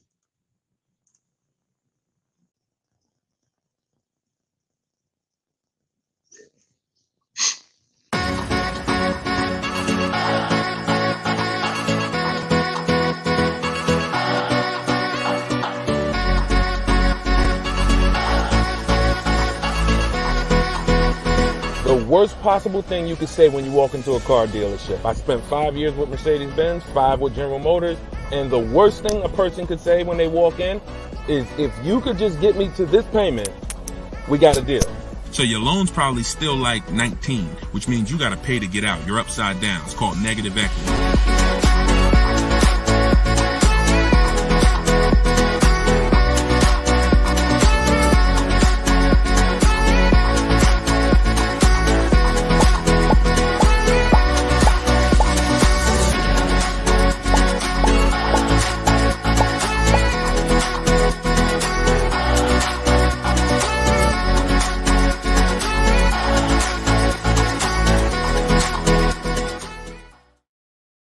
going on? Welcome everybody to episode 11 of Car Shopping Questions and Answers. I'm your host, Deshone the Auto Advisor. I'm just sharing the broadcast onto Facebook. We're live on all 4 platforms: TikTok, Instagram, YouTube, and Facebook. We do these shows throughout the day, and we do lives. If you see the banner above me, that means you're watching a replay. If you don't see the banner, that means we're live. You guys can start sending your questions in, and we will get down to the order of business, which is making sure that you have the inside strategies, the best strategies to car shopping online so that you can get below market deals. Good to see you, Miss Brooklyn. I see you on TikTok. Let me pull up Instagram. I like to see my Instagram comments. I got my man Dolan in the back moderating, and so he'll be pulling your questions in as you type them. If this is your first time on a live with me, can you type the number 1? First time ever on a live with us, can you type the number 1? And everybody who's been here, if you've been here before, can you type the word welcome so we can give a welcome to the first timers in here, to the people who've been here before. We got a lot of first time people. Good to see you. All right. And type a welcome to everybody who's been here before. Now, I always say you should share this with at least your best friend, because they will get upset with you if you start using these strategies, when you start using them and getting below market deals and they're out there fending on their own and overpaying. All right. So share this with your best friend. Now, just some housekeeping. I am the author of the new book, Cars from Home, 7 steps, not 70, 7 steps to saving time, money, and avoiding dealerships. We're rated 4.94 on Goodreads.com. So I appreciate all of you who have helped us get to this rating. I'm showing it right here. I think right now we're up to 35 ratings and 28 reviews. I appreciate everyone who's taking the time to review the book. So appreciate it. Everyone can get your copy of Cars from Home, my digital book, in my TikTok bio for 75% off. It's normally $97. You can also get it in my Instagram bio. And then we have a comment in the Facebook and YouTube section pinned so that you can get your copy for 75% off. And we also have the banner for those of you who are watching us on TV. You can simply scan that QR code with your phone to get your 75% off. It'll be in your inbox in 3-4 minutes. Now, something very important to know, that's only for 30 minutes. Once you visit that site, you'll see the 30-minute timer. Once it goes to 0, the price does go back up to $97. So get your book before the 30 minutes. All right. So come on in. Dolan, whenever we get the first question, you guys can start. We can start bringing them in. And what I always say is type your questions fast, stay by your keyboards, because we like to dialogue with you while you're on the show with us. Okay, Carm from TikTok said, would there be any benefit for me in turning my lease in early if I'm going to finance my next car? No, because a lease is a contract. So if when you set out, like with a finance, you could switch it in any time. So finance, it's your prerogative whether you want to, sell that car. Some of you may have been taught you had to kind of have your car. Some of you may have been taught you had to wait and basically have your title before you could sell the car. That's not true. You can sell a car that you own anytime you want, whether there's a loan on it or not. Now, in the case of a lease, it's not like that. You have a set term, usually 36 months, 39 months. We don't do 4-year leases. And so unless you can sell that car and break even through what we call the equity assessment process, where you're going to get cash offers, then no, there's not only is there no benefit, there will be penalties to you doing that. So that's the only way to get out of a lease early, is to sell your way out of it. If you turn it in early, all those payments will be due that you were responsible for. All right. And if you're going into a finance, I hope you're going from a short-term mindset to a long-term mindset. So hopefully you're like, okay, I plan on keeping my next car at least 8 years so that I can make sure I get the benefits of purchasing. There's no other benefit of purchasing, in my opinion. And look, if you guys want to throw some out there, there's no other benefit of purchasing besides the fact you can outlive the depreciation of a car. Paying the car off is not a benefit if you're still seeing massive depreciation. So if your car is losing thousands and thousands of value every year, thousands of dollars in value every year, but it's paid off, who cares? That's a loss. But with a purchase, you can hold on to the car long term, and then you'll outlive the depreciation to the point where the car is not losing value every year. It might lose a couple hundred. That's it, but not normal depreciation. So hopefully if you're switching from a lease to that, that's your mindset, okay? Nothing else makes sense, financial sense. All right, go ahead, Dolan. Next question. This one's from Instagram. Oh, wait, hold on. We got another one. Instagram. I extended my lease on my 2020 Jeep Grand Cherokee. I only pay about $270 and change a month, thinking I should buy it out. What are your thoughts? Why do we want to buy? Why do we want to go from leases to buys? There are two totally different benefits. First of all, $270 a month, and I'm assuming you put money down because even on a great lease deal, $270 a month is just not going to happen on a Jeep Grand Cherokee. So you paid that payment a little, you paid to get that payment a little bit, but yet and still, a lease is, the benefits of leasing are you're driving very expensive vehicles, brand new vehicles, $25,000, $30,000, $50,000, $100,000 vehicles for pennies on the dollar when you get great deals. You're literally driving them for 30%, 40% of what someone who purchases them is paying when you get great lease deals. What's the benefit of switching to a purchase? What's the benefit of buying a used car after that? Which is what you're asking, Patricia, is, okay, should I go from my lease to buying a used car?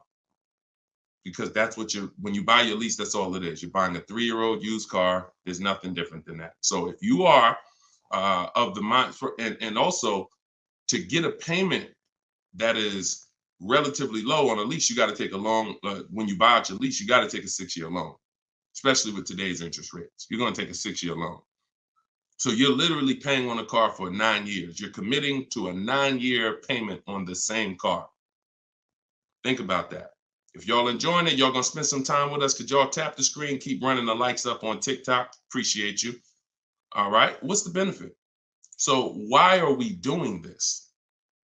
And for all I do is I spend my time talking about numbers and thinking about financial ramifications, financial consequences of the decisions we make. And I try to explain them to you so that you can look down the road and see that this doesn't make financial sense for me to do this. So if you're looking at a $270 a month payment and you put money down, your best bet is going to be to shop for another vehicle unless you want to keep the car a long time. If you say, Deshone, I'm keeping this thing 8 more years, then you can buy a used car, because that's the only way it's going to make sense for you to pay 9 years of payments on the same vehicle is if you keep it at least 11 years, which is 3 when you bought it, when you leased it, and then another 8 once you bought the lease out. 11 years. But you paid for 9 on the same car. So there's no good reason to do these things. Buying your lease out is the only scenario where you come in.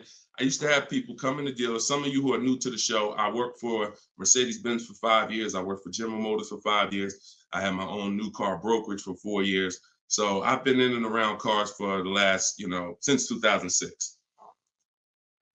People would come into the dealer and say, they had a car that they bought brand new. I want y'all to listen to this and stay by your keyboards, all right? Because I'm going to ask you a question. Somebody comes in a dealership, they're looking to replace their car. They say, Deshone, you know what? I want to trade this in for something different. I say, okay, how long have you had it? I had it about 5 years. Oh, so you bought it new? Yeah, I had it since it was new. Okay. Now, somebody's had a car 5 years. If your friend came up to you and said, yeah, I'm about to replace this one, and they told you they had it since it was new, wouldn't you think that it was either paid off or almost paid off? Yes or no? Yes or no? See, if I tell you a story that you'll never forget, you'll eliminate the bad buying your leases.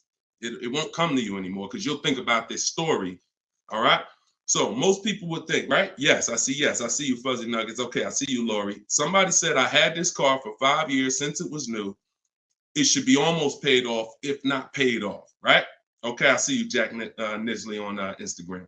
So we go through the whole thing of calling the bank, because I ask him, he says, oh, no, it's not paid off yet. Okay, do you know how much you owe? No, not really. Okay, I'll call the bank. I'll get you payoff. We'll find out how much you owe.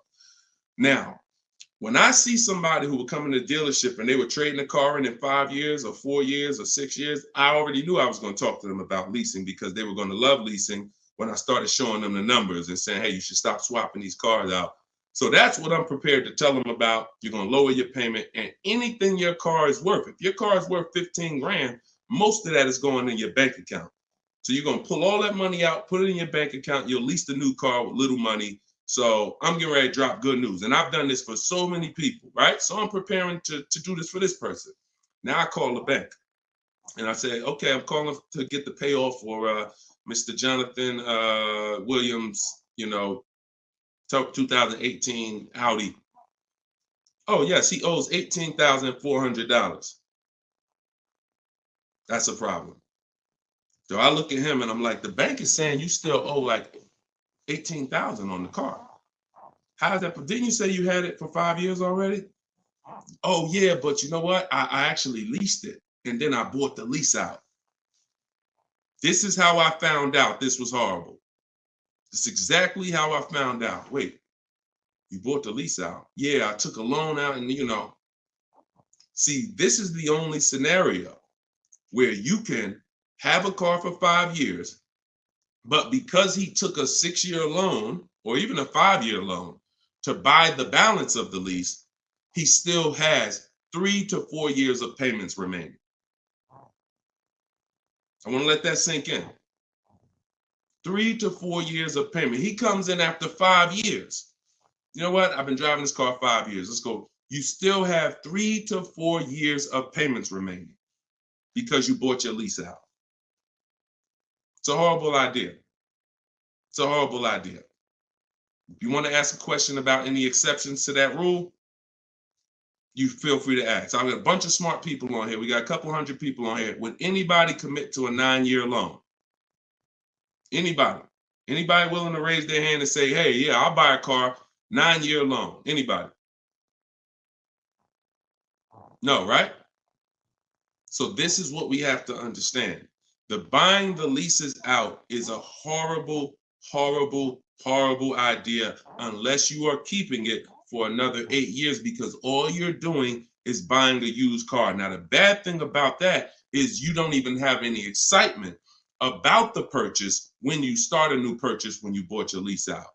So at least when you buy a used car, it's a new car to you. You've never been in it. It's like, okay, we got a new car. When you buy your lease out, you're already halfway tired of the car. But if you're a short-term person, you're not keeping your cars 8 years, there's no way you are going to keep that car long enough to have it make sense. No way. You've already been in it for 3 years. So what I'm trying to get you to understand is you need to pick a side. The people in the middle lose all the money. The people who buy their cars and keep them 8, 10, 12 years win. You still got to make sure you get a great price on the car. The people who get great lease deals win. Great lease deals, not regular lease deals. Win. There's two sides, but then this middle, those of you who buy your car and then you trade it in 3, 4, 5 years, you're in the middle. You're trading your car in when it's losing the most money in depreciation. You're losing thousands of dollars compared to these other two people. And those of you who are buying your lease out, you're paying too long on these cars that you're not going to keep long enough to have it make sense. You're in the middle, stuck in the middle. Pick one side and stick to it. And the way you do that is to ask yourself, every time you're about to get a car, how many years am I going to keep this car? Very simple. 8 years or more, I'm purchasing. 7 years or less, I'm shopping for great lease deals. That's how you get out of the middle. That's how you win. By the numbers. And I'll show you people throughout the show that you see these numbers don't lie. Go ahead, Dolan, shoot the next one out. All right. Let's talk about the black book and how dealers use it as an advantage to ask higher prices. In what way? I don't, okay. Black book, most consumers are not even aware of. So when it comes to black book is a tool that dealers would be using, if anything, and consumers are not going to be aware of it. Now, when I've never in my life buying a car needed to focus on what the black book says, because I don't focus on algorithms. I focus on offers and bids. Offers and bids. Even when you go on those websites where you're shopping for used cars, because this is a used car question, you'll see Car Gurus, Kelly, Auto Trader, Cars.com. They give you a algorithm-based opinion. Good deal, great deal, fair deal. That's an algorithm-based opinion because they're not actually doing it like real estate, which is based on comparable sales. So it's all it is an algorithm based on all the cars that are on this website. This is considered a good deal. Now, here's the problem. They don't know what the original price of the cars were. So they're going off of an artificial market system. So if I just take everything on my website and then say, based on everything on this website, this is a good deal, but I don't know the most important thing, which is what I teach. This is in my book. This is everything I talk about you need before you can buy a used car. I need to know the original price.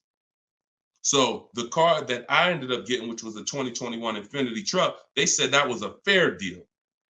I'm looking at it, and that's why I ignored it. So I don't even pay attention to it. But when I'm looking at these top 4 Infiniti trucks, they all look the same. They're all white. They're all the same year, 2020 at the time. It was 3 years old at the time. They're all within a couple miles, 26,000 miles to 36,000 miles, similar miles. So, and they're all asking between 30 and 32,000. So that's confusing for someone who's going to, now that's why they give you the algorithm, because what they're going to try to do is try to end the confusion so that you don't stay there and you buy something.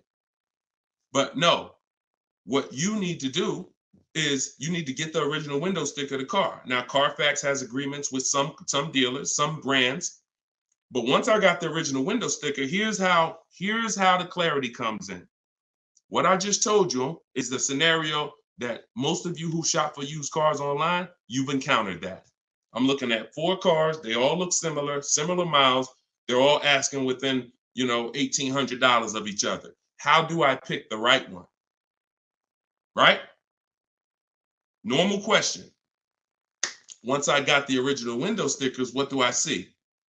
Well, one of them is $46,000 brand new. One of them is $48,000 brand new. One of them is $52,000 brand new. One of them is $54,000 brand new. And that's the one I got.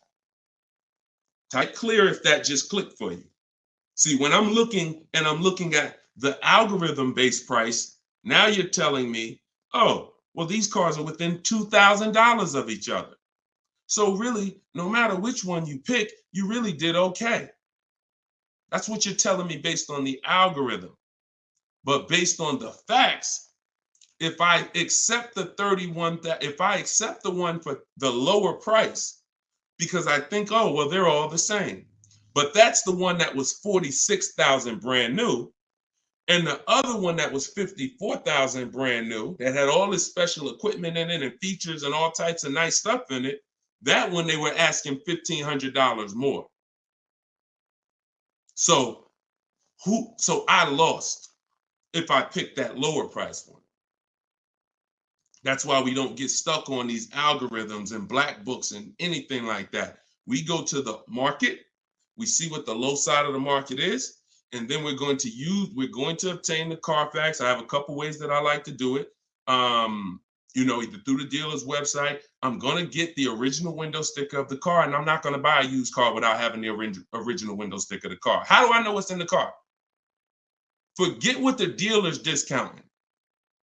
See, listen, my mission is to show you the science of shopping from home the way I teach, because my way is a science. It's not random. It's actual steps. They don't change. It's a system. McDonald's. Drop the nuggets in for 5 minutes. When you hear the beep, take the nuggets out. They're done. Don't do anything that I don't tell you to do. That's my system. Now, the other ways is the other part of my mission is to show you the hidden money that you haven't been trained to see in your car deals. And this is the hidden money. Looking at things that don't matter is the distraction. It's the time waster. What matters when I'm buying a used car, when I need to know whether I'm getting a great price on it or not, is how much it was originally. And what is the discount off the original MSRP? That's all that matters. That's all that matters. Okay? Different way of doing things. Different. And this is how I want you moving. Go ahead, Dolan. Next question. What's up, Andrew? YouTube, I see you. I'm going to lease a 2024 pickup, but I want to have a hard cover on it. Should I search for a truck with a hard top, or can I have one installed while I'm leasing? Would that affect my lease? Great question. Usually anything, I mean, if you can see, here's the thing about seeing a truck that has it. A truck that has it, that option is going to residualize into the lease. What that means is, if it's a $1,500 hardcover, you don't pay $1,500 for it. You pay the percentage based on the lease. You pay the percentage you're using. Now, if you go and you put a $1,500 cover on it, aftermarket or after the lease is sealed, now you're paying the entire cost for that.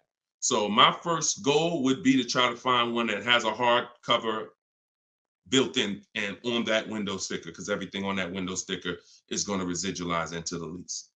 Okay, good question. Good question. Go ahead, Dolan.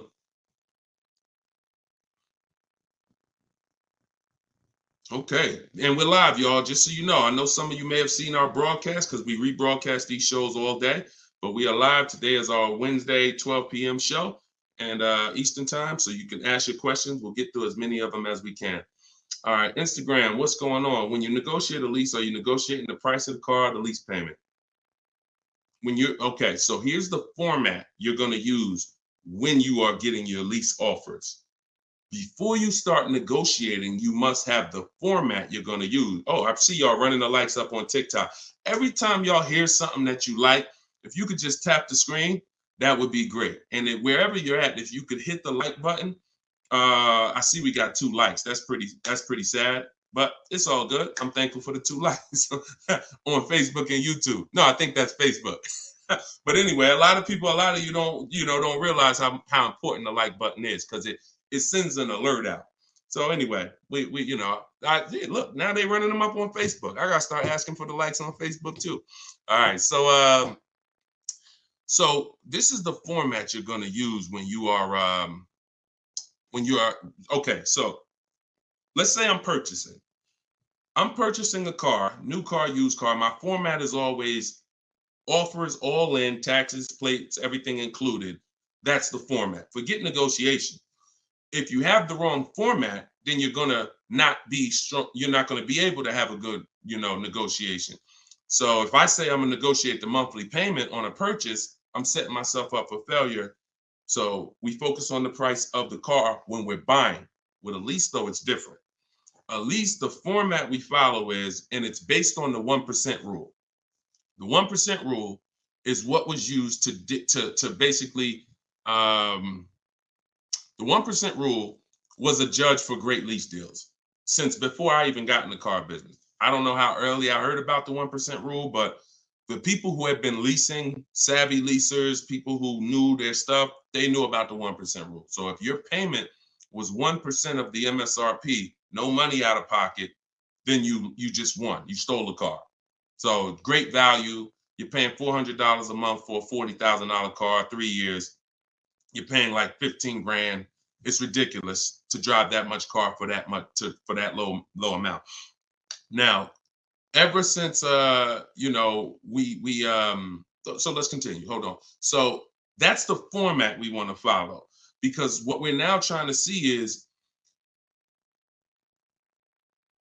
it going to be a great deal? A steal, which is under 1%, is a steal. I call 1% to 1.5% a great deal, and then over 1.5% is a bad lease deal. So we're looking to see, but we need to follow that formula, that format, so that we can judge. And what that is we get our offers with first month's payment total out of pocket. Listen, we do not say the word down payment anymore. I want you to eliminate down payment. When you're shopping, I want you to eliminate the word down payment.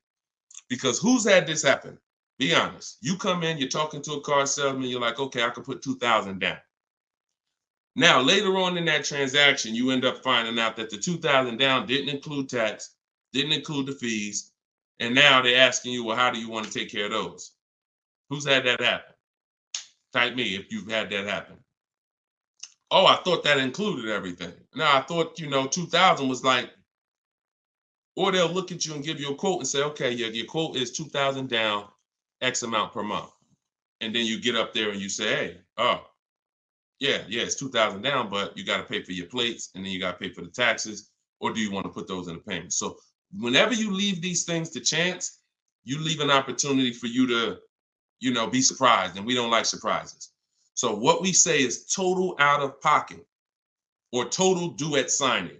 Either way, this is the amount that I'm coming out of pocket with. Everything else needs to be included.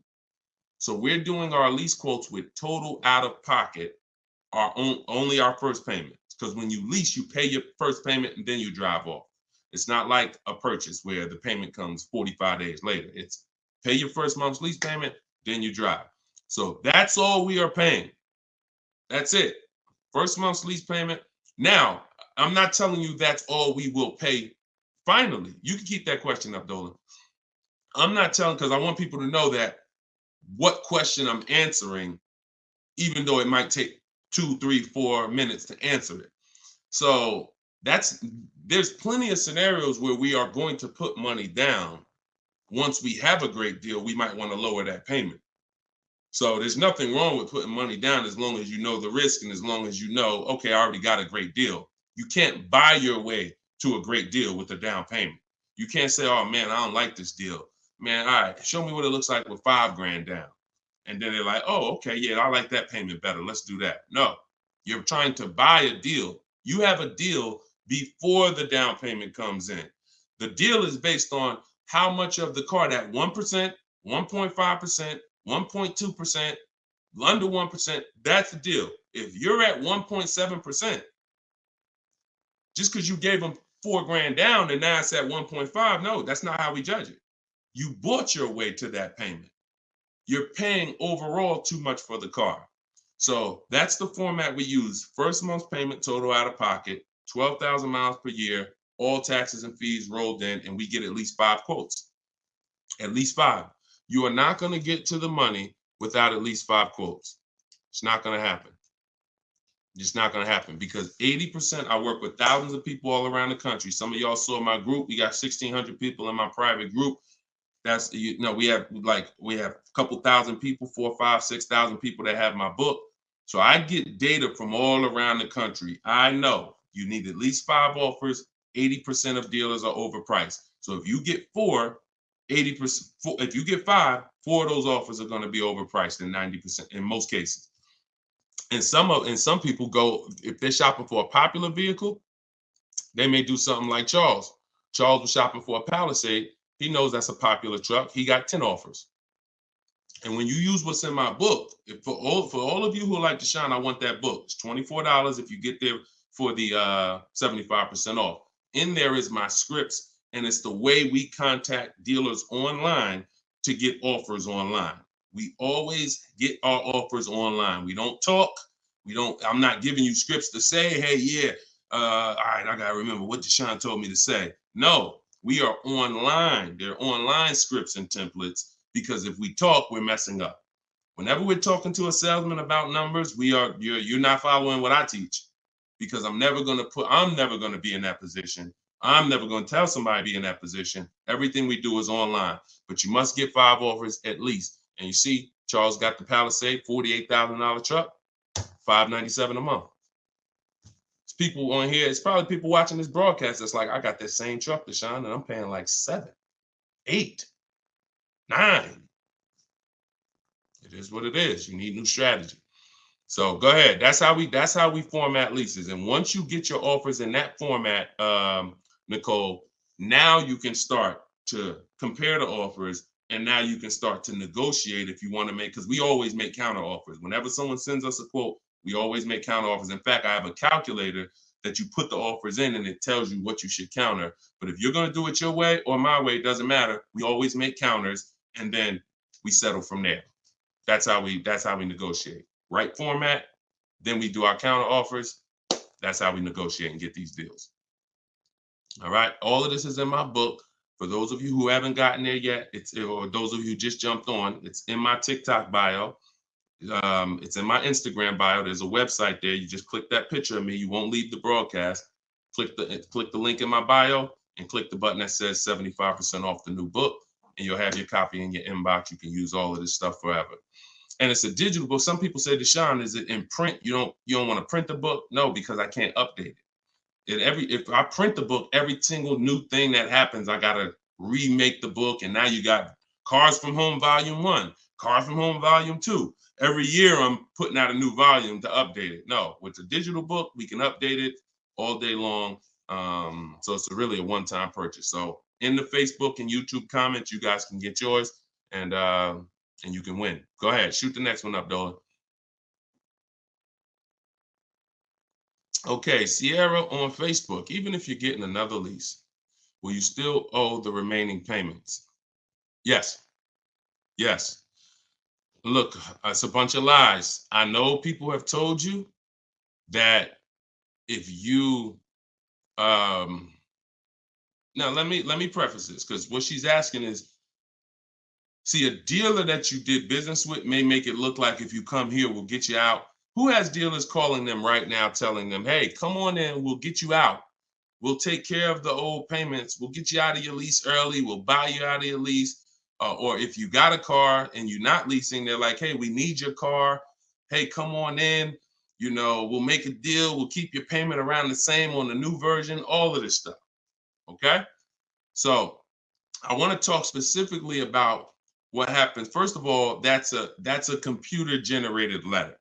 So when you see, hey, Rico, my manager just saw your 2014 Saturn Ion. Man, I have a customer looking for that exact car. That's all a computer rated. That same email, that same letter goes out to 10,000 people at once. Okay, so don't. So understand that. Now let's hone in on the people who they hit you with I'll get you out of your lease early. There's only one way where payments are going to be waived, because the dealer can't waive payments. Only a bank can. So if you're with Honda Financial, if Honda Financial decides they want to do some type of loyalty program where they waive remaining payments, and it's usually 1 or 3. The most I've ever seen when I was with Mercedes, there was some cars they wanted to get back. They did 5, but that was it. And that went away. So, even from 2019, I didn't see payment waivers on leases because I don't know, for whatever reason. I saw them early in my career with Mercedes, but not later. They went away. So what they'll tell you is we can get you out early and we'll take care of the payments. If they don't have a payment waiver, then they're rolling the payments into your next lease. And what they'll depend on is you're just so desperate for a new car that you'll just take it and you won't ask any questions. But when you shop the way I'm telling you to shop, which is we don't give our old car to the dealer until we make sure we can't make money. We don't just drop off a lease at a dealership. We do an equity assessment to see if there's any money in the lease that we want to make sure we don't give to the dealer. Because if you drop off your car and it's a lease and the dealer runs your payoff and they see, wait, the payoff is 18, but the market value is 21. Let's buy that. We'll make that and we'll keep that 3,000. If they're going to do an equity assessment, see, here's what's crazy. And here's what you got to understand. They're doing an equity assessment regardless of whether you do one or not. We're going to do one. Every single lease that comes in that a person drops off. Why do y'all think y'all seeing commercials now that say we're a lease return center? Bring your leases here. You go on a dealer's website and you see, hey, drop off your lease courtesy, because they know most of the public is not going to do an equity assessment. And if we do 20 lease returns, it's going to be money in 3, 4, 5 of them. So we'll do the other 16, make no money on them, because we'll make $7,000, $10,000 on those 4. We'll make 2, 3, 4 grand a piece on those 4. This is your money that you gave unknowingly. Now, equity isn't in every car. That's why I just laid out that most of the time it's not. But if you drop off your car without doing the equity assessment, which is getting real offers, CarMax, Driveway, Carvana, Kelly's Blue Book Instant Cash Offer, Car Guru Sell My Car, AutoNation Sell My Car, that's 6 offers. We get 6 offers all the time because everything we do is a bid. So if you don't do that, you're now potentially leaving thousands on the table. So when you do that, you're not going to ever feed into the, oh, let the dealer who wrote me a letter say, bring your car in and we'll get you out of that car and we'll take care of the payments. You're going to know if you have equity or not. Now, if you do not have equity, then all they're doing is saying, how can we finagle this, get them out of this car into a new one? Move those payments over. Yeah, they got $6,000 worth of payments left, $3,000 worth of payments left. We're going to move that over to the new deal and we'll get them in a new car. So instead of leaving out, waiting, being patient, and now if you would have been patient, ended your lease and shopped the way I'm teaching you to shop, you'd have got a $500 a month lease deal, $400. But they'll get you out early because you're paying $650 right now. And they'll say, hey, come on in. They'll move the numbers around and they'll say, look, good news, we kept you at $650 and you get to get in another car. But the reason you're at $650 and not $5 is because you have thousands of dollars from your old lease that has now been built into that new lease. And this is how payment buyers lose. Payment buyers lose all the time like this. Hey, yo, what could you get me to on that car? How much that lease for a month? Oh, how much could you get me to on this car? Yeah, I could put like $3 grand down. Payment buyer, you lose because you don't really see the numbers. So you stick around, you use what I'm teaching you, you'll see the numbers and I can't reveal these things to you. I can only tell you they exist and give you the strategy. You don't believe it until you've seen it for yourself. All this stuff sounds good. If you've never used my stuff, this sounds good. You don't believe it yet. You hope it may work. Anyone who got my book, you're hoping this works. But once you use it, you're a believer. It's a difference. So we got, look, this is Tiffany. Tiffany wrote, she got the book. She sent me this the other day. She said, look at my deal. $44,820. I told you, everybody who has my book, I told you, email me your deals when you get your card. Look, $44,000 sticker. She got a $6,530 discount. And look, I'm not going to read everything she wrote because she's just praising the system. She's praising sitting there, negotiating from home, using the tools, winning. Save more money on this new car, brand new car, than she's probably ever saved on any car. And she never had to go in a dealership to do it. Bids. So she was hoping this would work. She was on this show and she got my book. She couldn't have been in my life more than a month. We just started the show. So she literally was hoping, all right, I'm going to use this, Deshone. But now it's not a matter of hoping. She knows. That's where you got to get. So all of this stuff I'm telling you, you got to prove it to yourself by the actions you take. And once you see how overpriced these deals have been that you've been considering, you'll understand, wow, I'm never going in a dealer to get my prices again. Never. And then that's when you know you've been transformed. Go ahead, Dolan, shoot the next one up.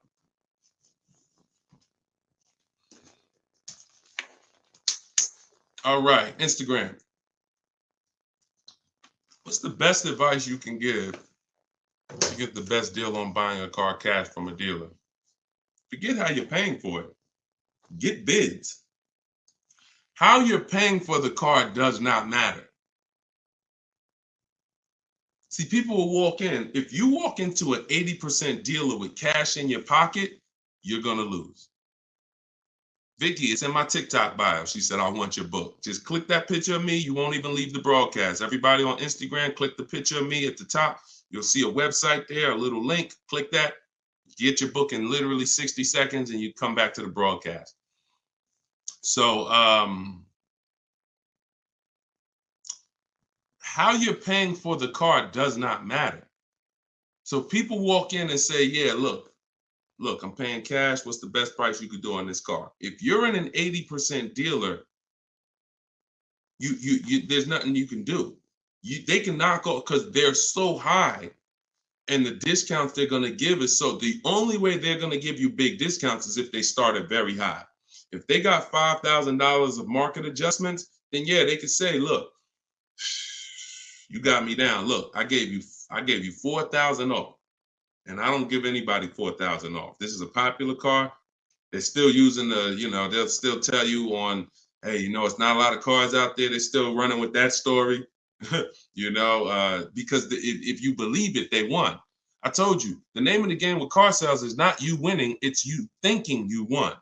So they'll throw stuff out and they'll make you think you won. And it's based on what you say. If you come in saying stuff like, man, you know what? I've been to 2 dealers. You're the first person that got this car. Okay, you're going to pay me more for that. I'm just telling you how the wolves think. I've been next to the wolves long enough to know how the wolves think. So everything you're saying is working against you and you don't even know it. Man, I need a car this week. You're going to pay more for that because you can't say no for long. Oh, I need shoot, man, I went to another dealer, man. They gave me this quote. That quote was so high. I was like, nah, I'm not buying from them. Okay. I'll be a little lower than them, but not much lower. So this is why in my system, you don't talk. I'm not teaching. Y'all never have heard me ever say on any of my videos, remember to say this when you're in the dealership. Remember to say this when you're talking to this person. Because that's a losing battle. Everybody that's been trying to teach you that has failed you because you can't win dealing with a trained salesperson that sells cars 5-6 days a week, negotiates 3-4 times, probably 10-15 times a week. So when you talk about what's the best advice for someone paying cash, the best advice is to realize how I'm paying for the car is not important. Who's going to sell me the car for the lowest price is what's important. If I'm buying a used car, who's going to sell me this used car for the lowest price? That's what's important. If I'm buying a brand new car, which dealer out of all the Nissan dealers, I want a Nissan, which Nissan dealer is going to sell me this car for the lowest price? That's what's important.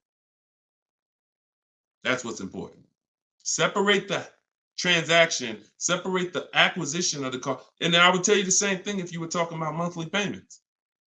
Monthly payments is not important. What's a good monthly payment on this car that I want? Before you think about the loan that you're putting on the car, which is what you're talking about, which is why we separate our transactions. We get bids when we sell our car because we don't trade. We get bids when we're buying our cars. We get bids when we're getting our loans. Separately. See, car dealers have taught you to give them 3 transactions. You're going to buy a car, you're going to trade your car into us, and you're going to give us the loan. That's 3 transactions. There's money in each one of them. So any transaction that there's money in, we're bidding it out. So if you were like, hey, what's a good monthly payment on this car I'm looking for? I would be like, monthly payment is important. The loan isn't important. The dealer who's going to sell you the car for the lowest price, beat all their competition, give you the largest discount. That's what's important. Then you drop the money. Clear? If we clear, if y'all clear, if we're following, if you're getting value out of the show so far, if you're loving the show, type a $ and let me know. All right, Dolan, next question. If you're getting value, everybody following, type $ if you follow. Skinner, what's up, my man? Good to see you. Okay. All right. This is Miss Brooklyn. All right. I see you. Maxine, I see you. TikTok. Glenn Wright, I see you. All right. Hold on one second.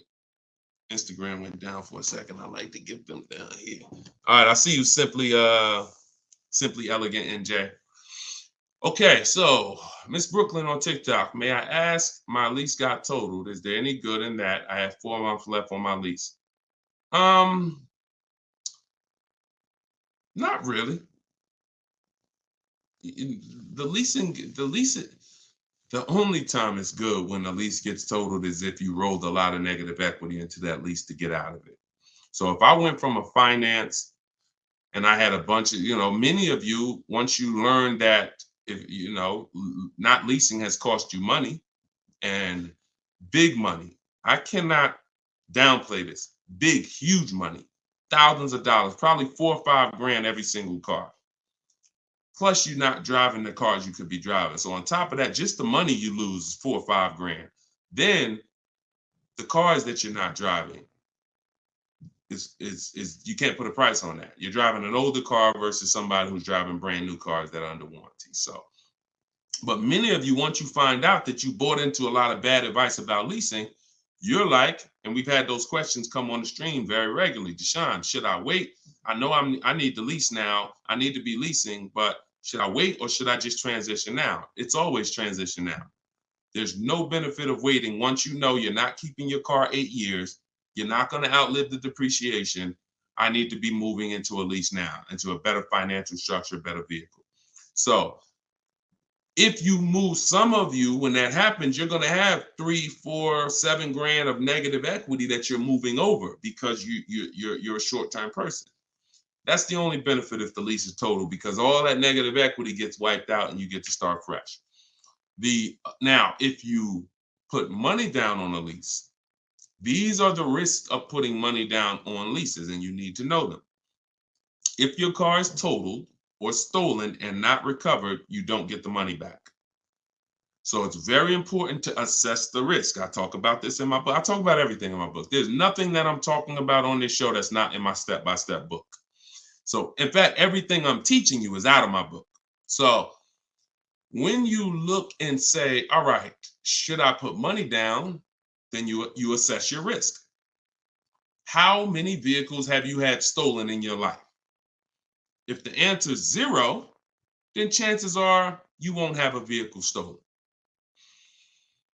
If you say, man, I've had 2, 3 vehicles stolen, then I wouldn't put money down. I wouldn't put a lot of money down because the odds of you getting another vehicle stolen seem to be high.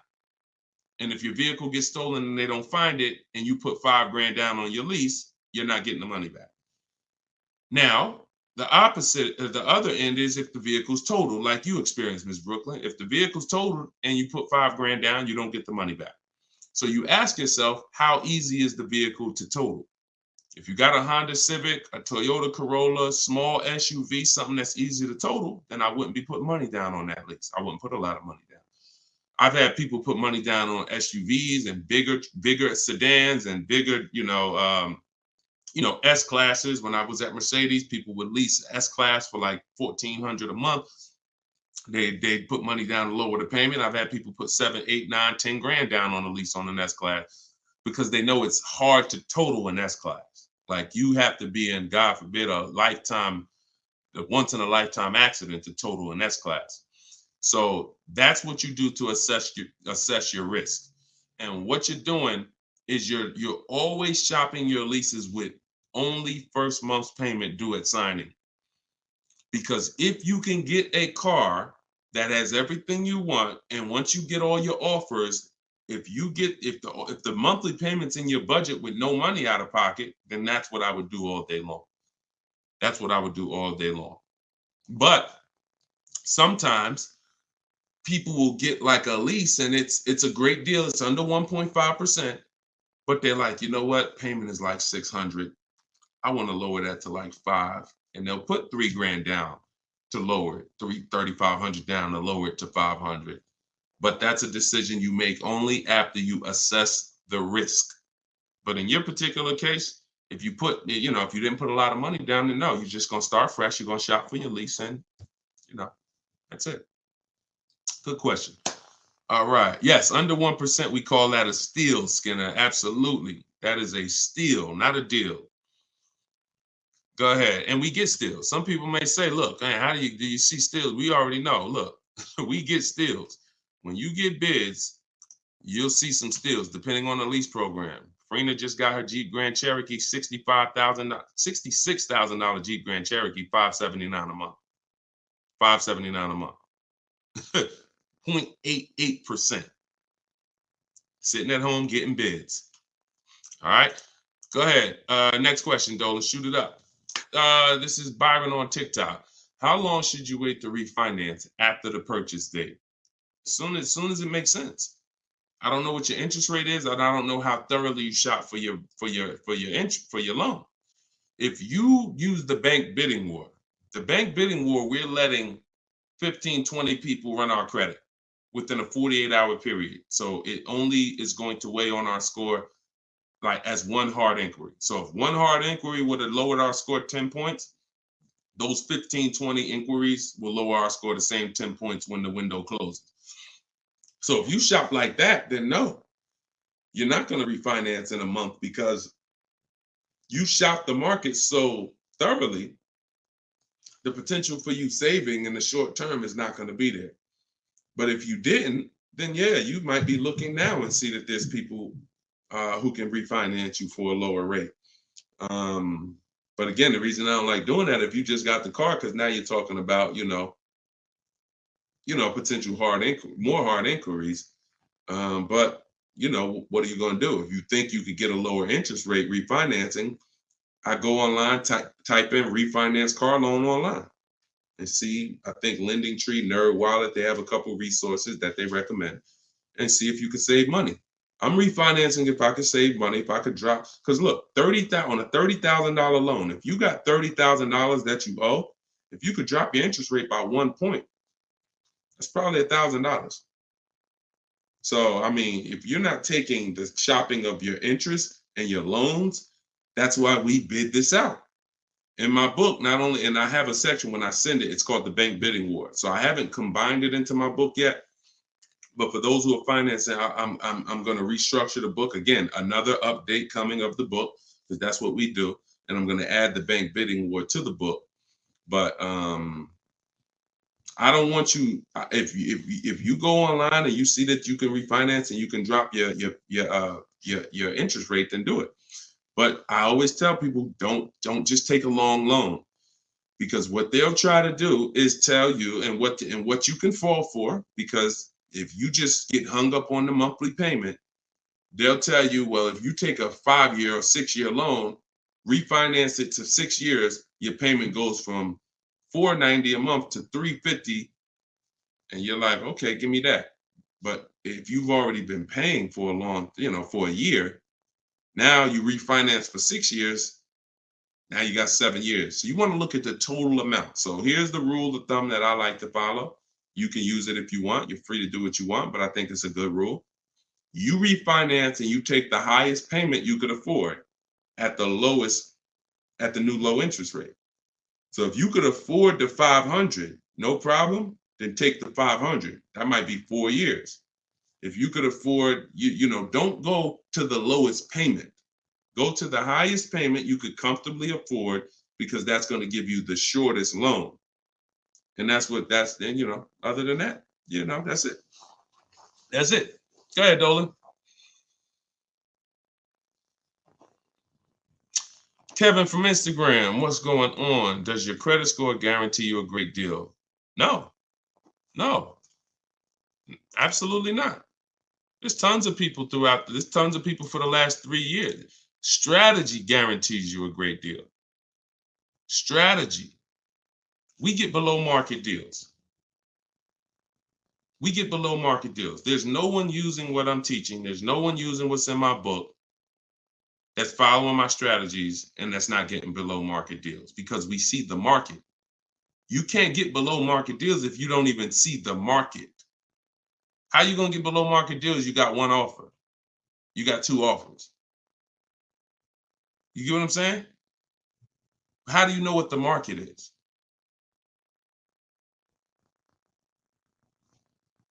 In order to get below market deals, you must have a strategy that allows you to see the market.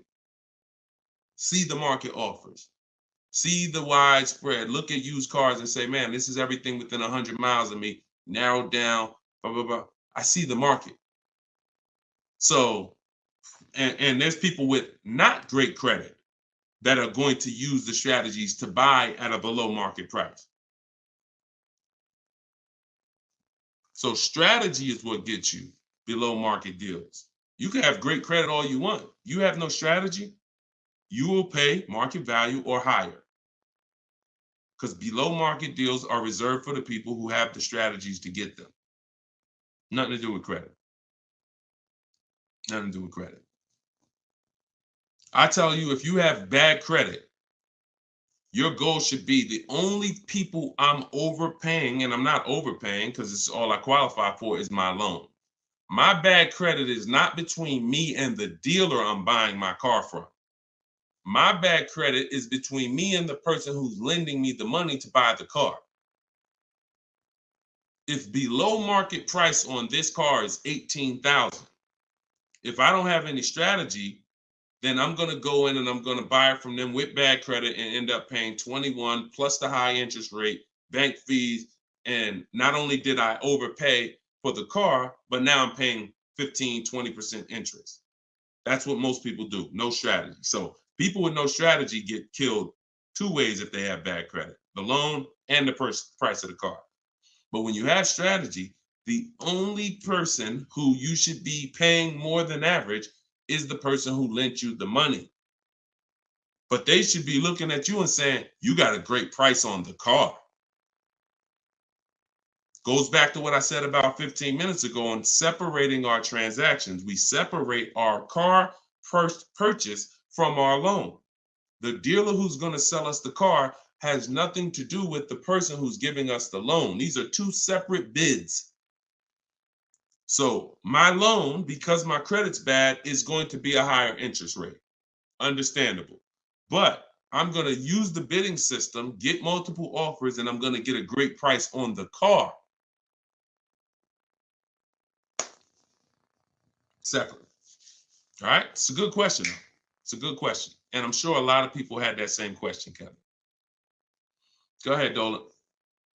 All right. Appreciate y'all running the likes up on TikTok. If y'all can keep tapping the screen. Thank you, Ambitious73, for sharing the broadcast. Shout out to the sharers. On Instagram, y'all see next to the comment section, there's something that looks like a little paper plane. If you hit that, you can share this with a couple of your friends. You should certainly be sharing this with your best friend because they might not be friends. I'm going to be honest with you. If I had a friend and he was watching this stuff, shopping for cars, and didn't tell me about it, and I went out and I just went and if there was this new way to car shop to save all this money and he didn't tell me about it, I'd be a little upset, especially when I bring my car home and realize, dag, I overpaid for it, $5,000, $10,000, or dag, I ain't even know about leasing. You know, my parents told me, man, I should never lease. Oh, you don't listen to this guy, Deshone?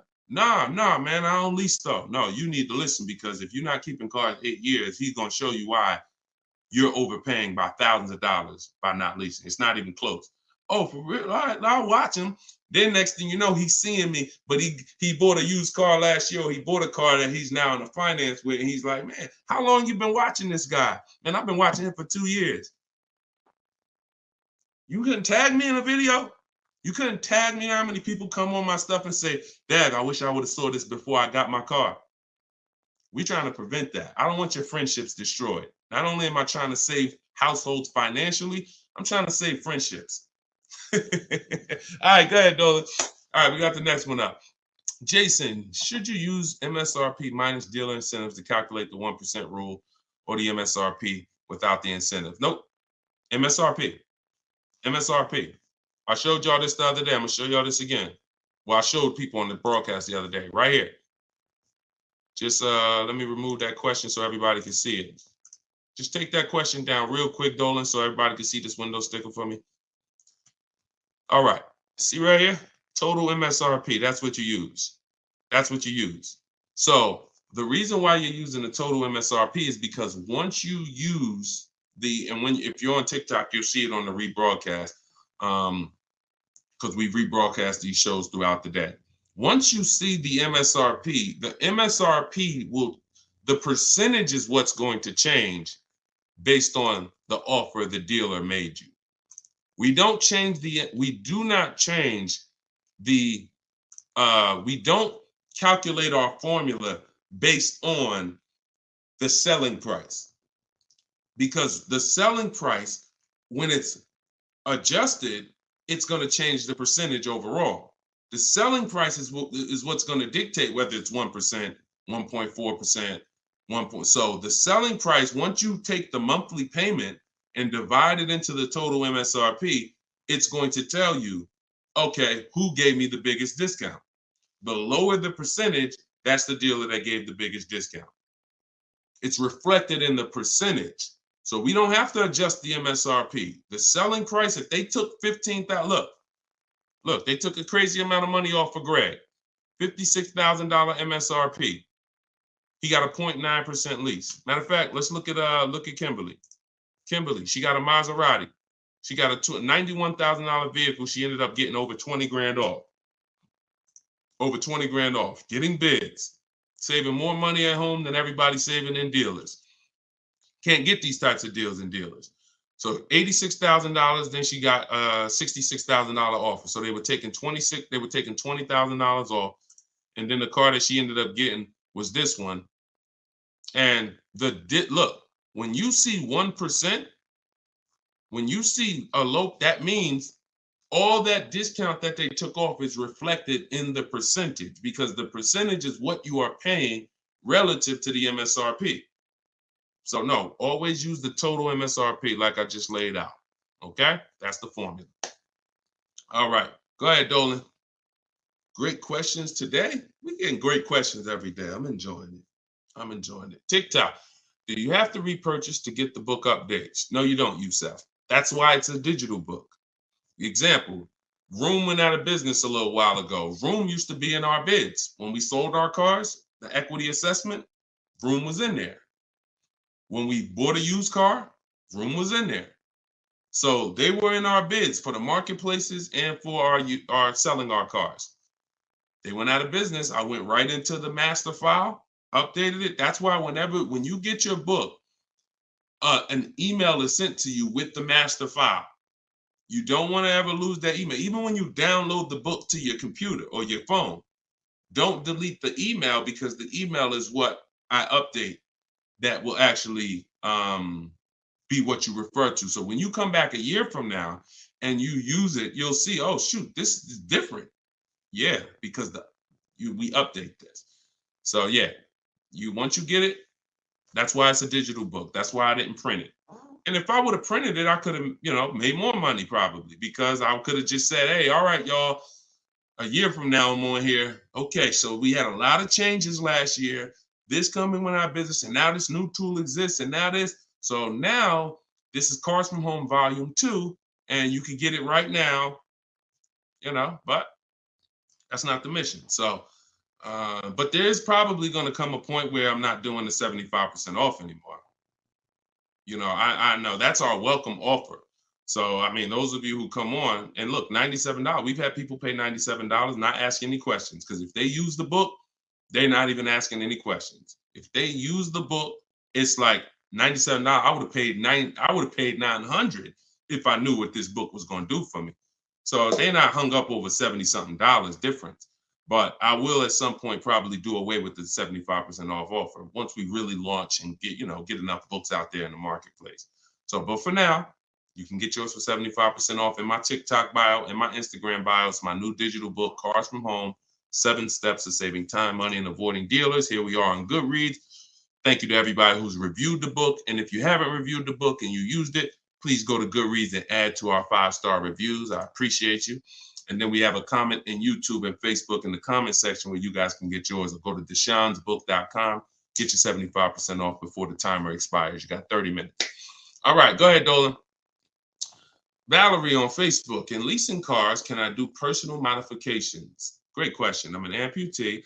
I have to drive with my left foot, so I need a left gas foot accelerator installed in order for me to drive. Can I do that modification on a lease car? That's a great question. Anything that can be restored back to factory, then you can do it. Like if you are going to, now you tents, they don't require you take off tents, because some people like, that's a serious question. Can I tent my car on a lease? Sure. They don't usually sweat tents. But things that really like are changing the makeup of the car like this, it depends on if this is removable or not. If it's removable, then of course.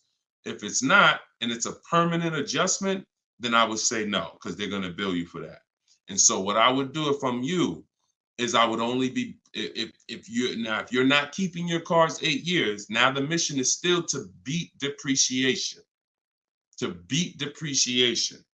So you don't want to buy a car, especially you, because you're making a custom update that will lower the value of the car. So whatever car you buy, Valerie, let's say your car's value would have been like this, going down over a 3 or 4 or 5 year period. Because of this adjustment you're making, it's going to go like this. Because if that update that you're making can't be removed, then you lower the amount of people who are interested in that car when you go to resell it. So what I would tell you, if you're not keeping cars 8 years, then you should only be buying pre-owned cars. That's going to be your smallest losses. Don't buy new, because when you, again, buying new and you doing your modifications on them, you're going to destroy the value of the car. You're going to lose so much money in depreciation and resale. So I would only be shopping for a used car if I'm you, unless there's a way for you to remove the modifications once you do them. Even if it costs you $1,000 to remove them, you're up, because the amount of money you're going to lose by doing that type of modification. I say the same thing to people who like to put, big exhaust systems on their cars. That's valuable to you, but you're lowering the value of the car because that's not valuable to most buyers. So if you spend $3,000, $4,000 on a fancy exhaust system and all of that, not only are you not getting that money back, you're lowering the car's value overall. So in your particular case, that's what you do. See if you can pay to get that car restored back. I do that all day long. And then I would lease. And before I turn the lease in, I would pay the money to restore it back to stock. Okay, that's a couple options, and you choose what works for you. Okay, all right, good question. All right, trying to buy the book. Link to the site is not loading. Just go to deshonsbook.com. deshonsbook.com. And you can spell my name out. You can open it in the browser. I'm not sure why we got a lot of people that go to TikTok and get their book. So I haven't heard that, but if you're having issues, then don't let small obstacles stop you. Just go to deshonsbook.com and get you 75% off. Okay, this one is from YouTube. Is it better to get a loan from a bank that you choose, or is it better to use dealerships banks? We get bids. So I created a process called the bank bidding war. Now, there's so much money in your loans. There's companies that want to give loans. They don't sell cars. So that should tell you something. If there's plenty of companies in this world that want to loan money, they don't sell cars, then that should tell you there's a lot of money in the loans. So what we're doing is we're doing a bidding war, because everything we do not shake hands with anybody without a bid on anything. I'm not giving my old car to you without a bid. I'm not getting a loan from you without you winning a bid. I'm not buying a new or used car from you without you winning a bid.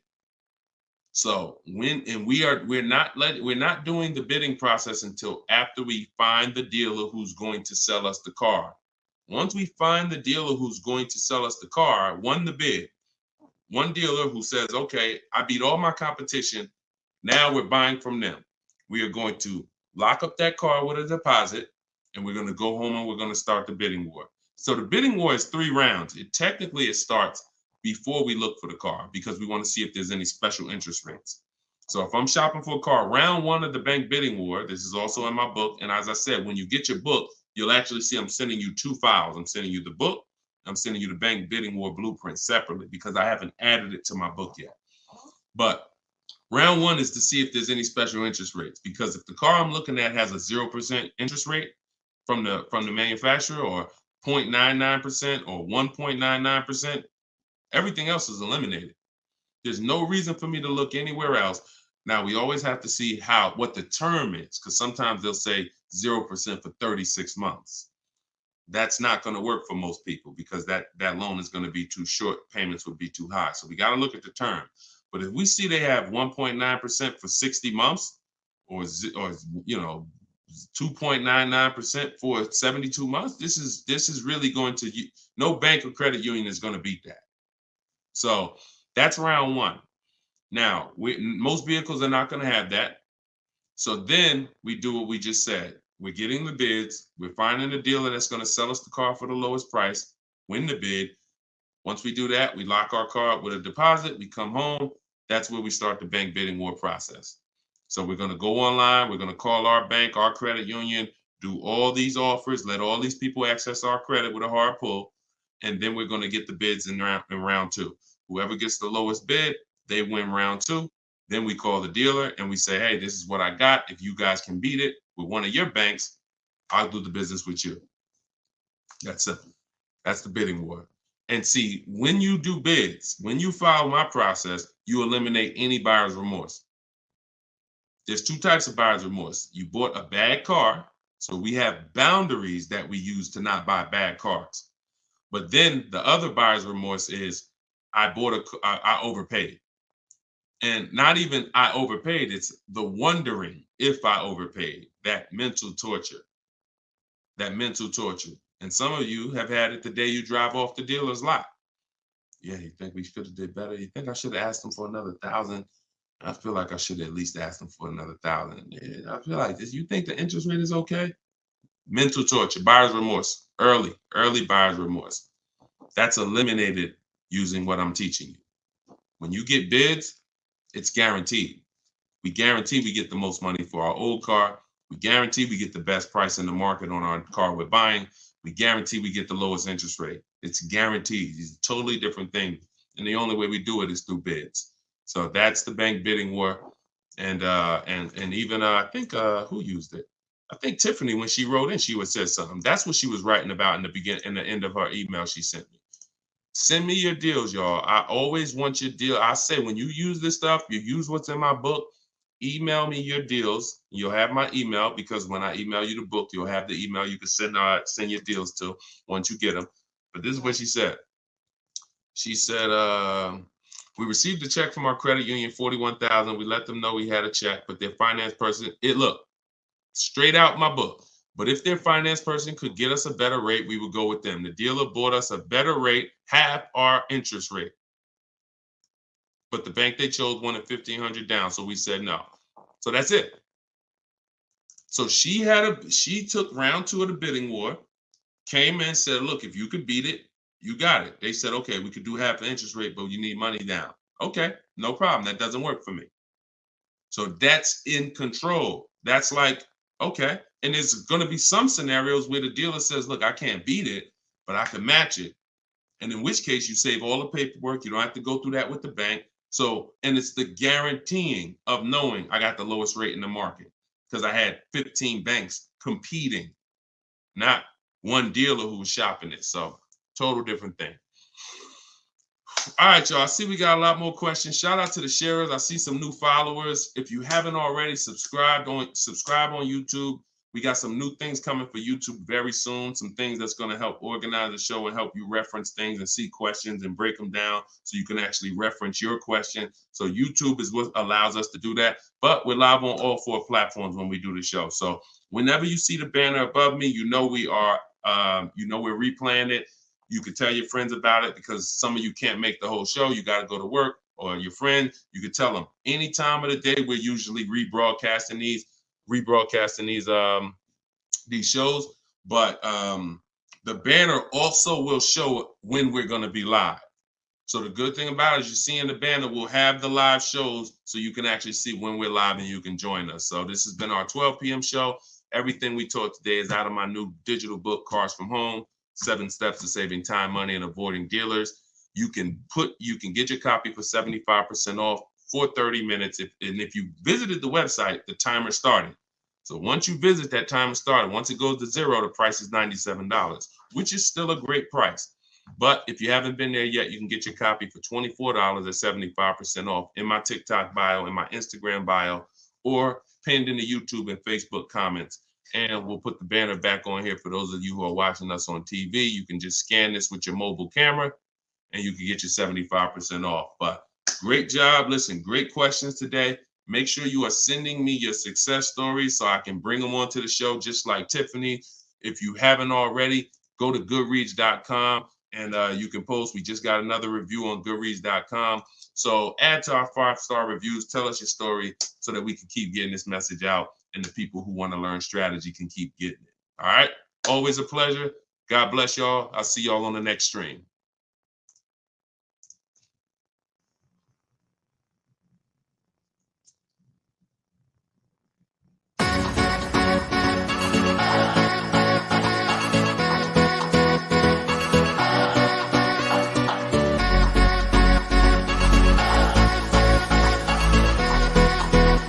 The worst possible thing you could say when you walk into a car dealership. I spent 5 years with Mercedes-Benz, 5 with General Motors, and the worst thing a person could say when they walk in is, if you could just get me to this payment, we got a deal.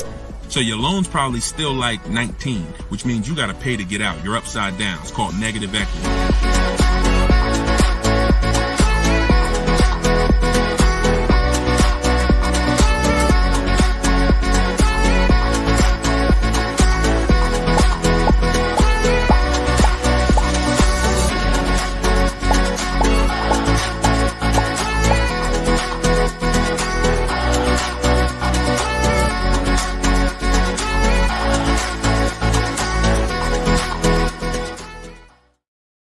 What's up, everybody? Welcome back to Car Shopping Questions and Answers. I'm your host, Deshone the Auto Advisor. This is episode 12, and we do these live shows to make sure that those who are committed to financial literacy get the insider strategies they need to get below market car deals.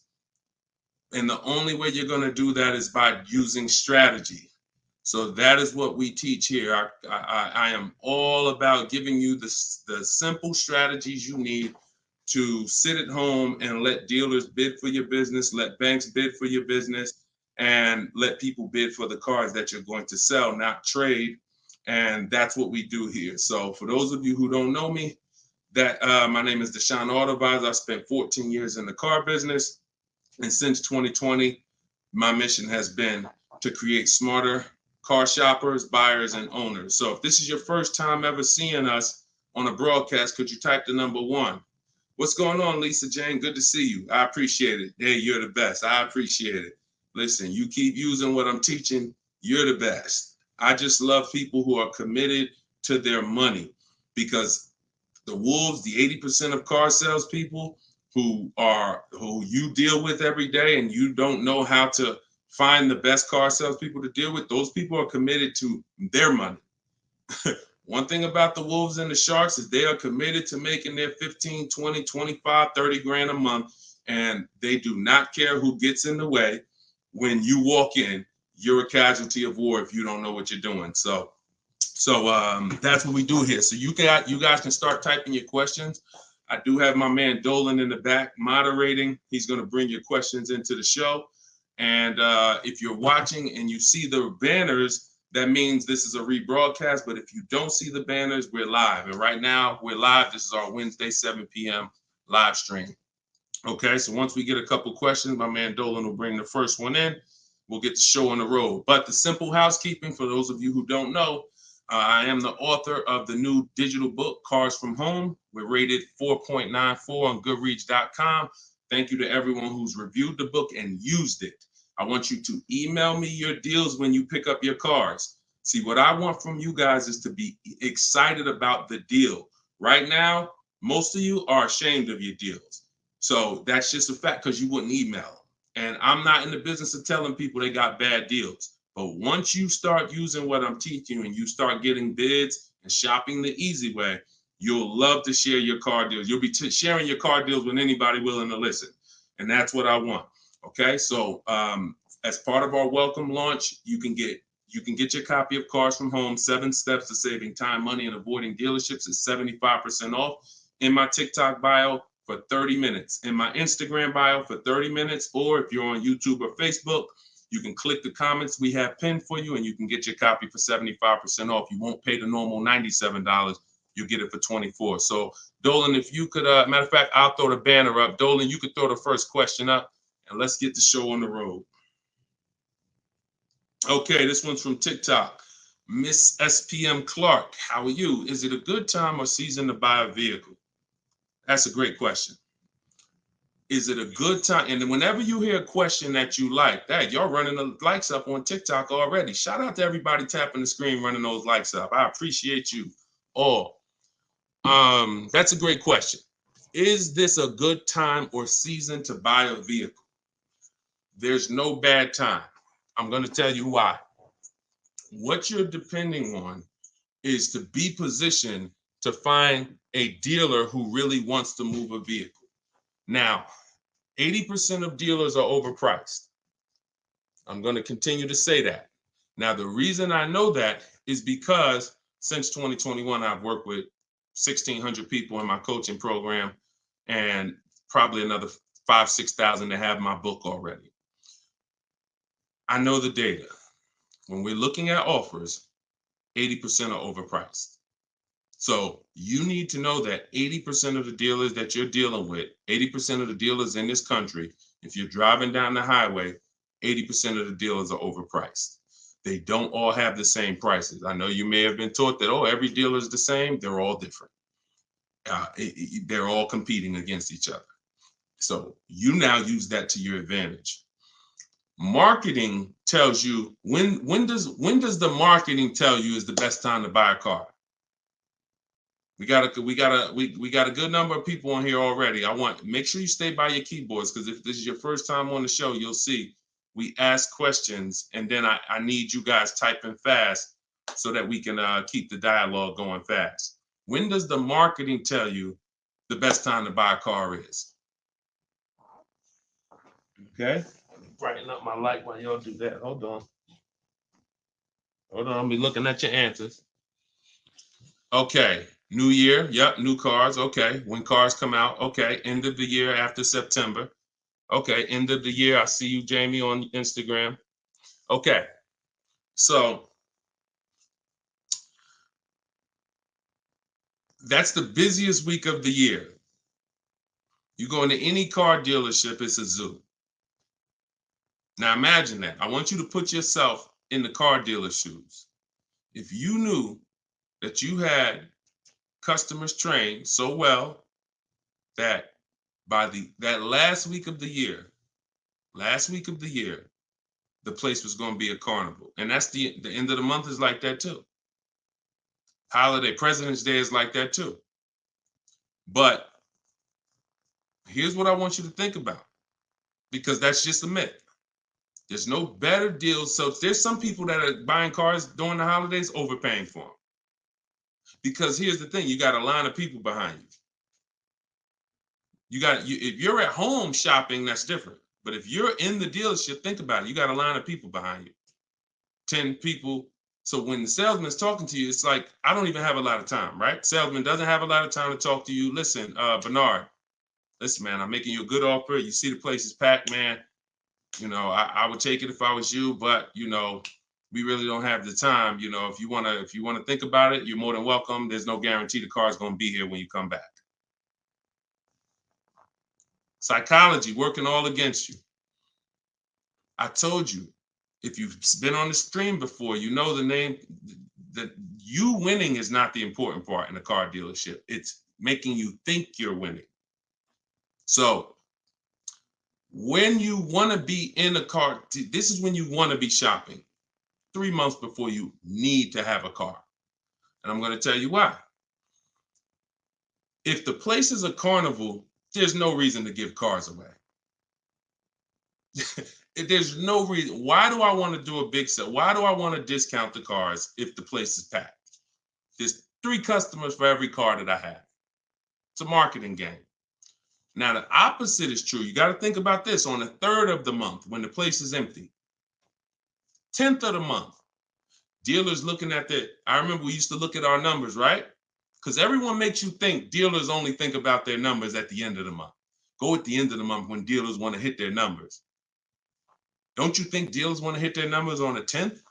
Don't you think if we have to sell 250 new cars and we look on the 10th of the month and we're like, oh, we only got 70 cars sold. We're not tracking. We're not pacing good. We look like we're going to fall. We only got 50 cars sold. Oh, this is a horrible month. Anybody who sends in an internet inquiry they're like, oh, look, we're behind. There's not this magic thing where it's like every month at the end of the month, the last 3 days, dealers are pushing to hit their numbers. Some dealers hit their numbers 5 days before the month is up, 3 days before the month is up, which means you come in at the end, we already hit the numbers. But again, it's a game of psychology. So what I'm teaching you is to understand, I was in that game for 14 years. I was very good at playing the game.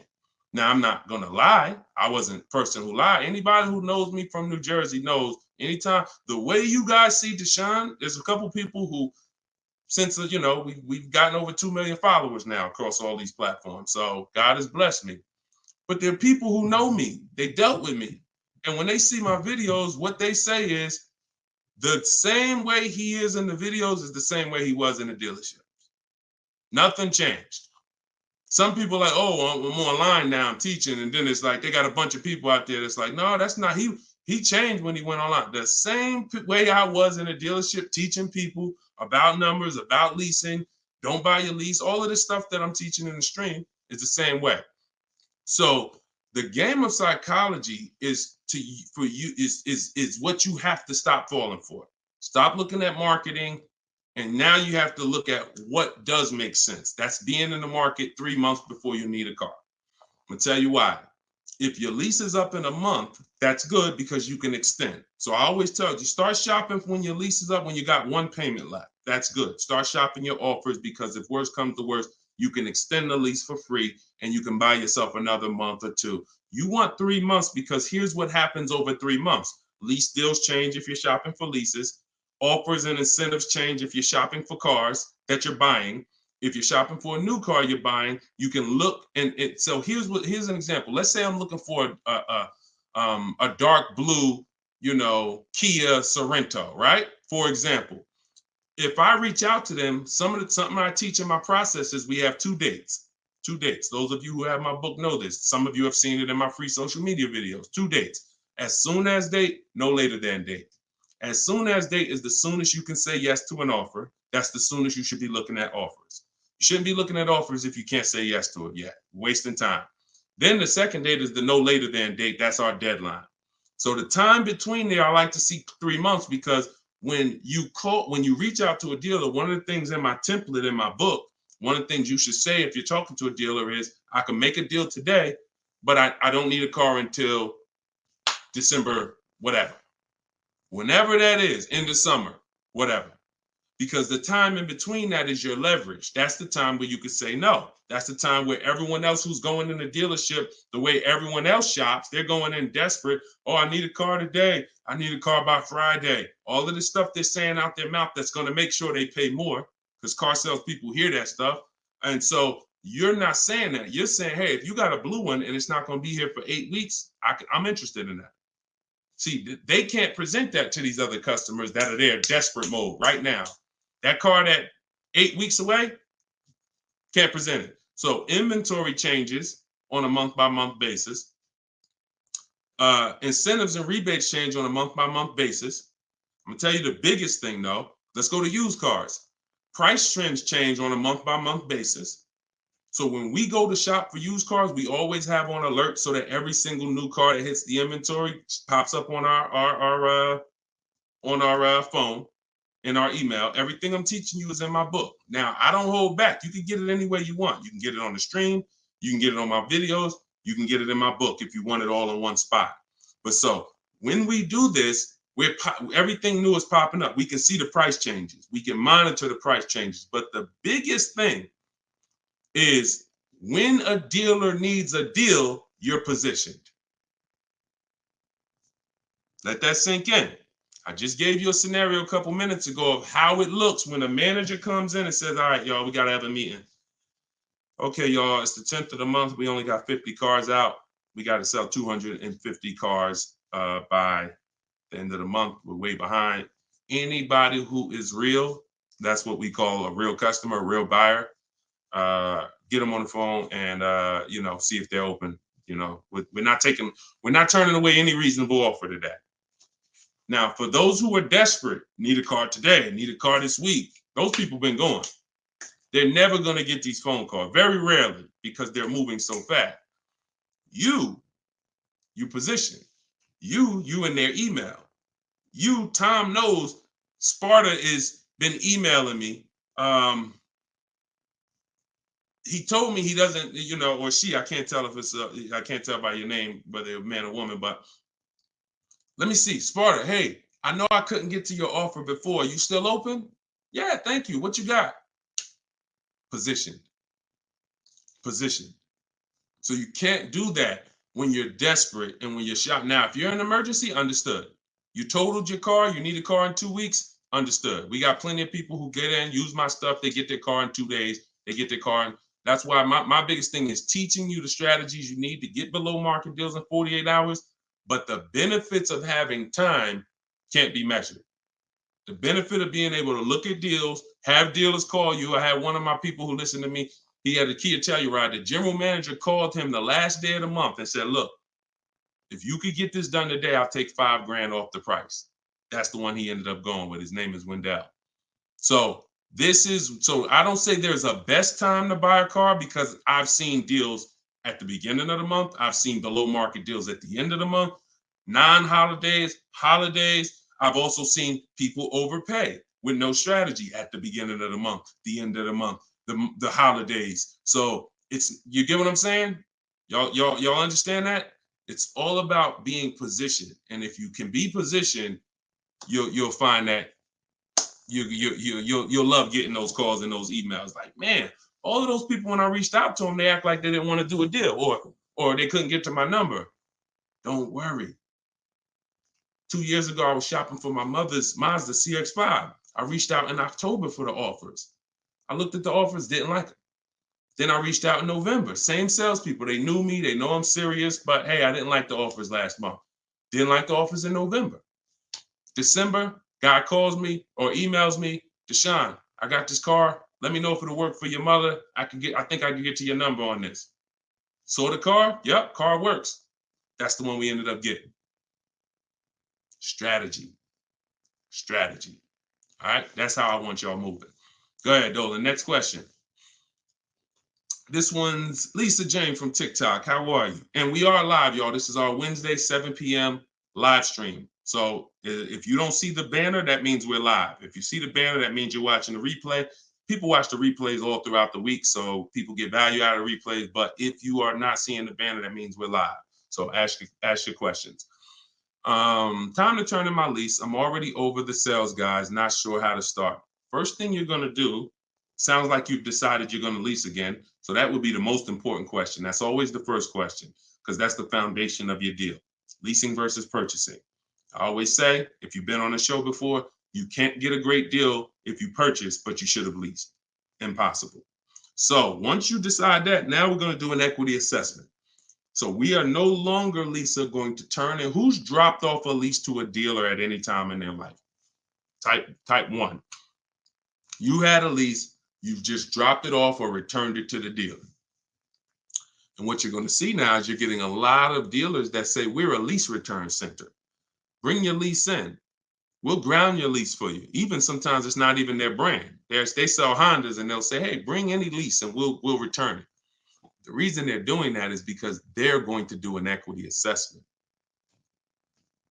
So the reason why right after you decide whether you're leasing or buying, that's my process is 7 steps. That's why my book is called Cars from Home, 7 Steps to Saving Time, Money, and Avoiding Dealerships.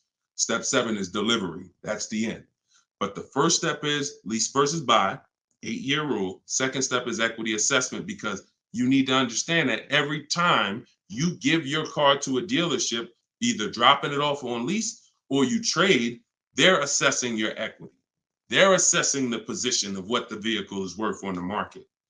We do that. We never let the dealer do that before we do that. And the only way we do that, we don't use Blue Book, we don't use Black Book, we don't use any algorithm sites. We have a huge advantage with cars we don't have with houses. That's we could get offers. We can get real offers. Imagine being able to, at any time, if you're a homeowner, literally get no obligation offers on your home. You could just put your home, you could just go to buyers and say, here, this is the kind of house I got, and you could get multiple offers. Hey, I'll pay this for it, I'll pay this for it, I'll pay this for it. That'd be amazing, but you can't. So all they have with homes is algorithms, Zillow, Zestimates, and all of that. With cars, we can get real offers from the people who compete to buy cars. And this is our first step before we budget, before we think about what car we want, before shopping, we are doing an equity assessment. So what that looks like, Jane, is you're going to call your leasing company and you're going to get the payoff. There's two types of payoffs, a customer payoff, a dealer payoff. Depending on the brand, sometimes they're the same, sometimes they're different. Sometimes the dealers don't have to pay taxes. And so it depends. There's no hard rule, but you're going to get the customer payoff. Customer payoff, then you're going to ask them if you, that step is the same for everyone, whether you own a car, you lease a car, doesn't matter. Only people who don't have to do that is if you have a paid off car. You skip that step and you go right to the next step. But if you have a lease, you're going to ask an additional question. Do I have a third-party restriction? If you don't have a third-party restriction, you can sell to the highest online bidder. The bidders that we're going to get, if you own your car outright, you can sell to the highest online bidder. You have a lease with no third-party restriction, you can sell to the highest online bidder. If you have a finance car with a bank loan on it, you can sell to the highest online bidder. The only people who can't sell to the highest online bidder are leases with third-party restrictions. So you're still going to go and get the offers from the online bidders because you want to know a roundabout of what the car is worth. So we're going to go to CarMax. We're going to go to Drive. We get 6 offers. This is the equity assessment laid out in my book, step 2. When you do this, you're getting CarMax offers, Driveway offers, Carvana offer, Kelly's Blue Book Instant Cash offer, AutoNation Sell My Car, and Car Guru Sell My Car.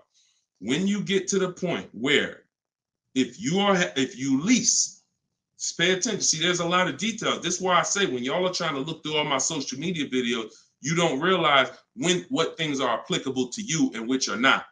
So I'm talking to 4 different types of people right now. People who, all of you should be doing an equity assessment. People who have a car that's owned outright. People that has a car with a loan on it. People that has a lease, no third-party restriction. People who have a lease with a third-party restriction. So you have to take the nuances and say, all right, that part was for people with third-party restriction. This part is not. I don't have a third party. So when you call and you get a third-party restriction, you need to take a different route to sell. But everyone's going to get those 6 offers. Everyone. Shout out to y'all tapping the screen, running the likes up, and shout out to the sharers. Thank you to everybody that shares the broadcast. It means a lot. Tag your closest friend. So now you get those 6 offers. If you have a lease, whenever you're on those websites, it's going to ask you, is the car owned, financed, or leased? You want to put owned. Do not put lease because it triggers something in their website where it thinks every lease has a third-party restriction and they may not give you an offer. So don't do that. Now, once you get those offers, you can sell to the highest bidder. Now, if you have a third-party restriction, we're going to take those offers. We're going to kind of see where those offers are, kind of get an estimate, and now we're going to go and sell that car to a used car, to a brand. Let me explain it like this. If you have a BMW, you can only sell to a BMW dealer. When you have a third-party restriction, you can only sell to a BMW dealer. Now, hundreds of thousands of people around the country, they found out they had a third-party restriction. They bought their cars and resold them. The reason I don't like doing that is because you pay taxes, you pay fees, and that comes out of your profit. So if you were going to make $5 grand, you buy your car. By the time you pay the taxes and fees, you wait for the title, you probably won't make anything. But when we sell direct to a dealer by getting bids from multiple BMW dealers, If I have a third-party restriction of Nissan, I'm getting multiple bids from Nissan dealers. And once I get my offers from those dealers, now I'm going to sell to the highest one because dealers don't pay those same fees. Dealers will I don't have to pay the taxes and fees. That doesn't come out of my profit. So we've had people who sell direct to the highest bidder online, depending on their situation. And we have people who, with third-party restrictions, sell to the highest bidder among a local dealership. But we must get bids.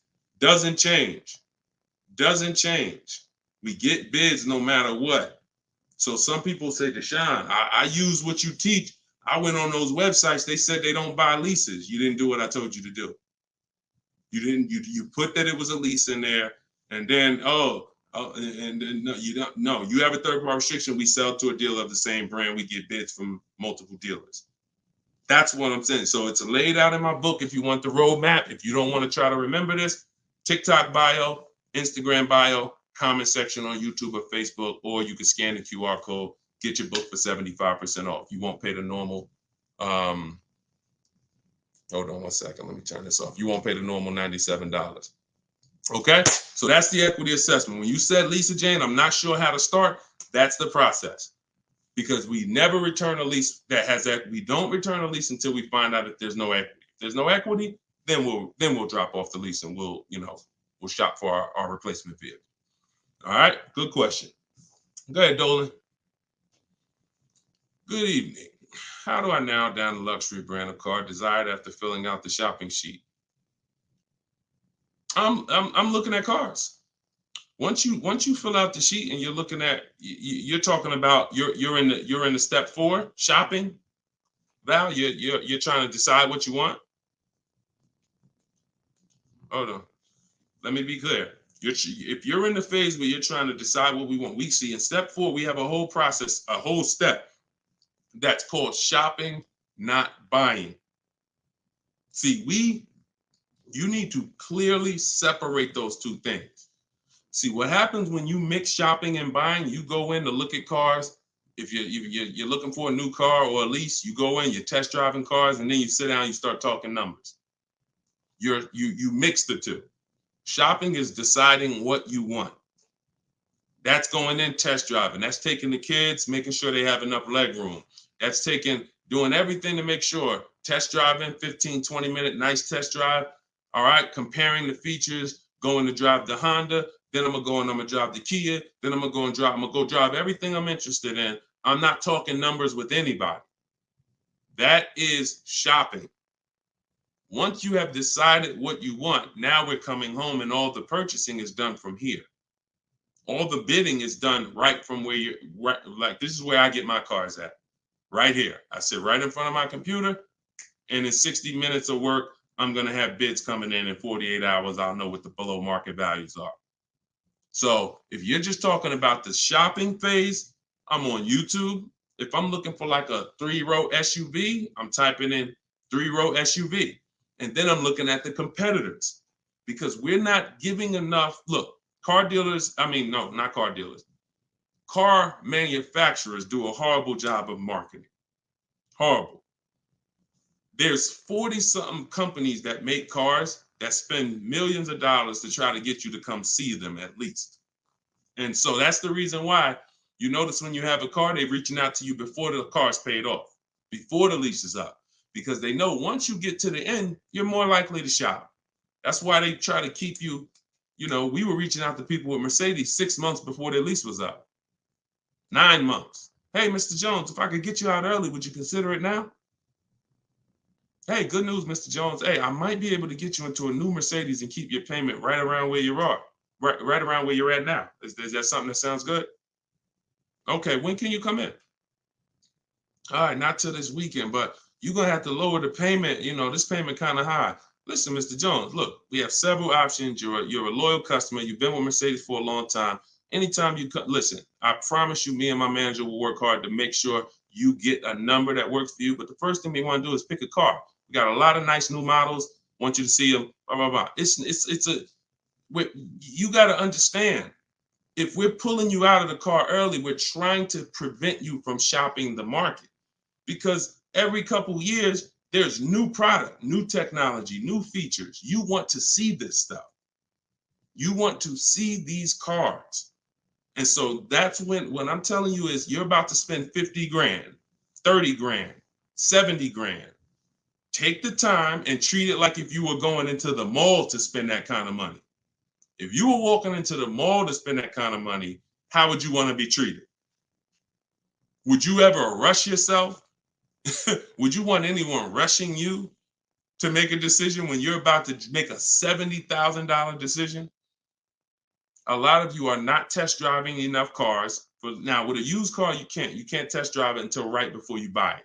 So because every used car drives different. But for those of you leasing and getting new cars, purchasing them, you should be test driving everything that's in the category of a car you want. Everything. Test driving and then narrowing it down. This is how people end up getting a car, and in 3 months they're like, hey, I don't really like the car. It's not as comfortable as I thought. You didn't test drive it. You did a short, quick test drive. So don't rob yourself of the shopping experience. We don't. That's why I have a whole step that is only devoted to shopping. And then what you do, Val, is you put it into Google and you type in the year and you type in initial quality. That's going to tell you on that first page what the ratings say. Listen, don't ask your neighbor what they think of the new car. They might love it, but there's 10,000 other people in the country that have that same car. You need to know what is the data saying about that. 10% of those people might be dealing with electrical issues. That's going to show in that initial quality scan on Google. Then you look and you Google reliability. So initial quality's first 90 days, reliability's first 3 years. Everyone who's leasing needs to be typing those two things in. Initial quality, skim the articles, look for any red flags, then do the same thing for reliability. Those of you who are purchasing, you should be doing longevity. And that's going to tell you if the car has transmission problems later on. That's going to tell you what the engine is rated to do. These are 5-minute exercises that will save you from getting a Maserati that's in the shop every 3 months. So that's the shopping process, Val. And don't cheat yourself of it. Don't shortcut it. Take as much time as you need in that part of the process. Because once you decide what you want, getting offers is quick. If you're doing it my way, getting offers is literally 60 minutes. So don't rob yourself of shopping. All right, good question.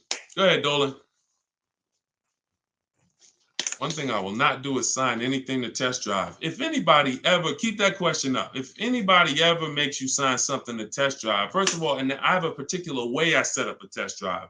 In my book, I teach you how to call a dealer, ask for the most experienced salesperson, the guy everybody loves, the person everybody loves, and you set up the test drive with that person. You set up a random test drive or you walk into, you don't know who you're going to get. You might get Lou Ricardo. He only been there for 2 months. He made $10,000 last month. He hungry. He feeling like he could do no wrong. Even when he lies, he's not going to get caught. And that's the guy you're dealing with.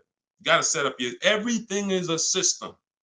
Nothing is left to chance when you're following my process. And no one who's experienced like that would ever require you to sign something before you test drive it. Driver's license, I have your information. I have your email. Okay, that's what we need. All this other stuff is just a trick to lock you in. It's ridiculous. Okay. All right. This one's from YouTube. Deshone, I got equity now at the end of my lease, but I got a third-party restriction. How can I sell it to a dealer without buying a new one? Separate the transactions. When Dave came in, Dave was the first person who used this strategy back in 2021. And he joined me because he said, look, I had a BMW. As soon as I found out how to get around this, that made me like $1,500 to $2,000 more because I had the third-party restriction. You call, we speak to used car managers, and you're going to get bids from used car managers. Hey, I got a car. I'm looking to sell it. I have a specific script in my book, but hey, I'm looking to sell it. And, can I give you some information about it? And you give me an offer. And we want to get at least 3 offers. It's a relatively new car, 2-3 years old, and that's it. You're having conversations and you're getting offers. These guys, their job is to buy cars. So, but that's independent of who you're getting the car from. So if I talk to a guy and he was like, look, I like your car, I can pay you this for it, I'm going to tell him, look, okay, I'm about to shop for my new car. I'm looking to have that deal done in a couple weeks. And as soon as I make that deal and schedule the delivery, I'll call you and I'll drop off this car to you. Now he's going to say, well, if too much time passes, I might have to look at it again. No problem. Understand. If 2 months pass, then yeah, I would keep in touch with him and be like, hey, I'm still shopping. Do you need to take a look at it again? Just so the person, I'm always, anyone who's listening to me, who uses my stuff, they're always locking up equity in who they're going to sell the car to before they focus on the new car shopping. Before. Equity needs to be, because that's a bidding process. I've already gone through the bidding process. I know who I'm getting who I'm giving my old car to. Now I'm on to my next car. I'm on to the replacement car. I'm on to the loan that's separate. But this needs to be locked up first, because what will happen is you've been taught, don't tell the dealer about your trade till the end. Let me tell you how horrible, who's heard that advice? And I'm going to tell you why that's the worst advice about getting money for your trade-in you could have ever listened to. Hopefully you never listened to it, but who's heard, don't tell the dealer about that you have a trade until the end? Who's heard that? Okay, Adri said, I've heard that. Okay, who's heard that? Okay, SS, I see you on YouTube, me. Okay. This is a widespread thing. If you go on any of the negotiators' websites or whatever, or you see social media videos, they'll tell you, I'm gonna tell you why that's horrible. Because they're teaching you to shop a way where you are gonna negotiate your way to a deal. You're not sitting at home bidding. And then, so you're spending this time, and now you get the dealer to a price that you're comfortable with. All right, I like this price. Now they're telling you spring the trade on them. So what happens when the dealer doesn't give you what you think the trade is worth? What happens? Because if a dealer gave you a great price on and you don't know that because you don't have enough offers, I'm gonna continue to emphasize that. You don't know you have a great price unless you have 4 or 5 other offers to compare them to. I have a great price from you. But so now dealer says, look, I know you think your car's worth 18, but I can only pay 16. That it's max is 16. Now you're like, all right, well, listen, I'm out. Okay. Who lost there? SS, I know you walk away. I know. You lost. You just sat there and negotiated hours only to get up and walk away with no car. See, I don't know about you guys, but I'm really interested in the people who your money's just as important as your time. Time is just as important as your money. No one's going to waste my time. And I want you to have strategies where no one can waste your time. Because while you're sitting there for 2 hours and getting up to walk away, the salesman's like, okay, listen, they don't know their car's not worth 16, but whatever.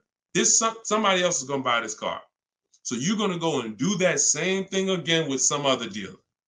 2 hours, 2 hours, 2 hours.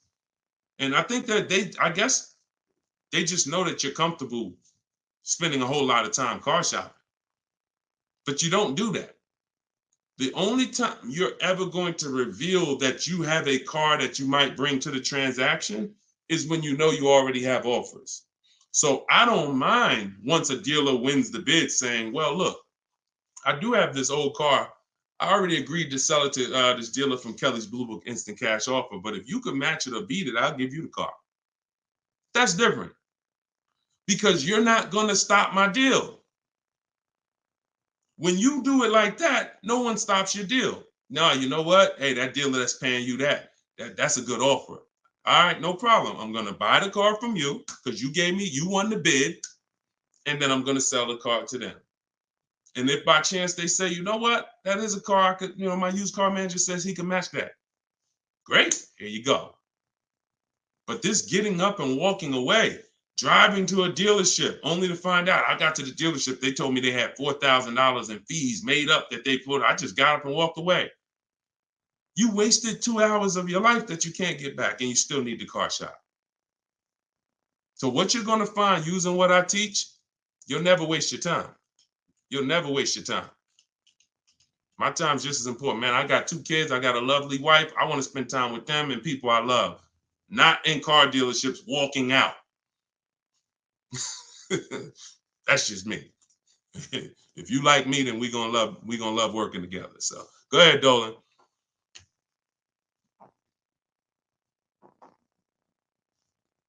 All right. Why is the dealership telling me I have to pay a down payment on a lease? You're only talking to one dealer. That's it. 80% dealer. See, listen, lazy shopping. And listen, I don't know you, Jamaica. I don't know how familiar you are with my stuff. 80% of dealers are overpriced. 80% of dealers are going to lie. You're only dealing with one dealer. That's what you're going to get. You're at the mercy of one dealer. But I'm going to tell you something. You're never going to get stuff like this. Tote, $690 a month, $54,000 BMW, sitting at home getting bids. Look, absolutely thrilled to share. I graduated.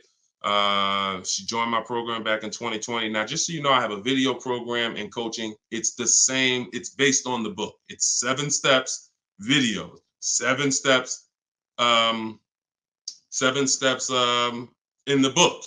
So, you know, for those of you who want to know about this other program, you go to my bio, you can attend my masterclass, and you can attend my free masterclass. But this is what happens when you bid. Look, when you get bids. This is my first time leasing a brand new car. Got a 2023 BMW. This was last year. Awesome lease incentive, 75 off, plus you got $1,000 off. Look, Greg, 527. Look, monthly payment, 527. You don't see down payments here. Look, Danielle, $550 a month with first payment down. That's it. Included maintenance, gap insurance, all the fees. Look, we could do this all day long. This was Bonita in the middle of the pandemic. While people were paying $5,000 and $10,000 over sticker for Telluride. Look, I got my got my dream vehicle, 2023 Kia Telluride. Got that in December 2022. Bids, 600 down, 600 a month. That was a 1.25 lease. I remember when she got it. And I always show that because people were out there, oh, there's no deal. People have been saying that for years. People have been saying that to me for years. Deshone, there's no deals out here. Somebody probably wrote that in the comments. I'm sure that's one of the questions. Sean, it seems like it's no deals out here. Now listen, no strategy, no deals. Strategy, great deals. So one of the things we're never going to do is listen to what one dealer says. 5 dealers, 5 offers. You could do it your way, manually, or you could do it my way. It's up to you. But you get 5 offers because 4 are overpriced. That's the numbers. Okay? And that's how you guarantee when you drive off with a car that you paid the lowest price in the market. You can't guarantee you paid the lowest price in the market when you only got one price. You can't guarantee when you only got 2 prices. Now, somebody in my book, I teach something called the 25-to-5 strategy. This is for new cars and leases. We connect with 25 dealers online using my templates. You copy and paste. I got all my stuff in there. You just fill in what you want. And then we reach out and then out of those 25 dealers, we're shopping all their inventory. So we got a good shot out of 25, we got a good shot of 10 of those dealers having a car we'd be interested in. And our goal is to get 5 offers. That's it, all by email. So you can do it your way. You can call, you can do however you want, but we know this because we shop better than anyone else in this world. So when we're looking at all these offers and when we can say confidently 80% are overpriced, we can talk to someone who's only getting 1 or 2 or 3 offers and tell them there's no way you're going to get great below market deals shopping that way. It's just not going to happen. So I wish I could tell you could mix your way. The only thing I can say about mixing your way is if you don't want to use my strategies to get the 5 offers. You want to get 5 offers some other way, God bless you. But you get 5 offers if you want below market deals. And if you're looking at super popular vehicles, Charles got a Palisade. Look, he got 10 offers. I reached out to 35 Hyundai dealers, got 10 quotes back. Offers range from 1.3 to 1.23 to 1.66. He ended up with a 1.23 lease on a Hyundai Palisade. $48,000 vehicle, $597 a month. So that's why the dealer you're dealing with is telling you need a down payment because that's who they are. They're an 80% dealer. They're an 80% dealer. All right? That's just what it is. Strategy. Go ahead, Dolan.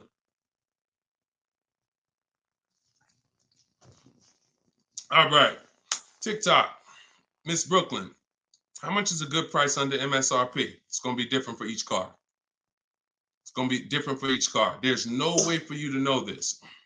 No way for you to know this. Look, Eddie got a Toyota.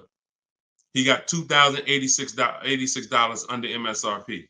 You don't know what the bottom is without offers. Your way of shopping the old way, you're just feeling for the bottom. No way. And I'm showing you all of this so you know. Look, Kimberly got $20,000 off of Maserati a little while ago. $86,000, you see it right here, $86,000 MSRP. Their selling price to her was $66,261. Had she got excited thinking, I'm just going to make up a number. I'm just going to, if I could save $7,000 off this Maserati, that'd be great. We don't pick what the bottom is. We get enough offers and it reveals what the bottom is. You get a bunch of offers on a Toyota Camry, the lowest offer, $2,000 under MSRP. Now, Kimberly, Maserati, that car, 20 grand off. Look, Sean, $20,000 off his F-150 Lightning XLT. Look, MSRP 73, dealer discount 4,900, 15,500. Now, just so y'all know, the 80% dealers are not even going to tell you there's a $15,500 rebate. So don't think he was just looking at a bunch of offers and everyone had a $15,000 rebate. Some people tell you, okay, there's $7,500 in rebates. Some people tell you it's $2,000 in rebates. If you're sitting in front of them, what do they have to tell you that for if you don't have, you're not going to shop. The statistics show, unfortunately, average people are going to shop 2 dealers. That's statistics. That's something that we're trained on. 2 dealers. So if you're going to shop 2 dealers and you're going to shop like the average person, why the heck am I going to tell you there's a $15,000 rebate on this vehicle when you're sitting in front of me and we just negotiate? That's what you're going to get. So it's no way for you to predict where the bottom is. Look, it's no way. Look, this is Tiffany. Tiffany sent me this the other day. She used my book. She got a $44,000 CX90 Mazda 2024, $6,530 off. Look, you see it up at the top. Believe we got a good deal from what we learned from the rest of the book. This is a bid. Now, I'm going to tell you, I don't care how big the discount is. If it's from one dealer, that's not enough. Because again, the discount could look amazing. Wow, 7 grand off, 10 grand off, 15 grand off. Until you get the 5 offers minimum, what if the max was 20 off? What if the max was 25 off? I told you, I sold a Maybach when I was working for Mercedes-Benz. It had a $20,000 rebate. If a person was getting bids for the Maybach, they would have saw that they could probably save 30, 40 grand off a Maybach at that time when they were running a $20,000 rebate. But if they came in and the dealer said, all right, look, I'll give you 15 grand off. If they thought, okay, that sounds good. So you don't get to pick where the bottom is. No one does. And if you try that, you're going to lose every time. And you're going to lose by not getting to the bottom and by wondering. See, that buyer's remorse, that's wondering. Was that really the bottom? You think we could have got more money off? That's buyer's remorse. We never have that. I want you to never have that. And when you sit at home and you let these offers come to you and you look and you see 5, 6, 7 people bidding for your business, you'll never wonder. You'll never wonder again. That feeling of in your gut of, oh, I hope I'm not getting ripped off. Oh, I hope this is a good price. That's a thing of the past. You'll never have that. Okay? And you deserve not to ever have that. Stop shopping the old way. Okay? Go ahead, Dolan. Very common question, too. Yep, you did the work. This one's Nita from TikTok. Instagram, I don't see enough questions over here. Instagram, I see a couple of y'all on, but I don't see any questions. Can I oil you up? Okay, we got to get my battery. You always got some weirdos popping up.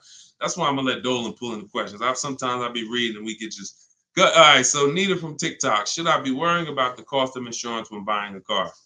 I would look, insurance is insurance. I would use a site like Insurify or Jerry, the Jerry app. I would use a site that shops multiple companies.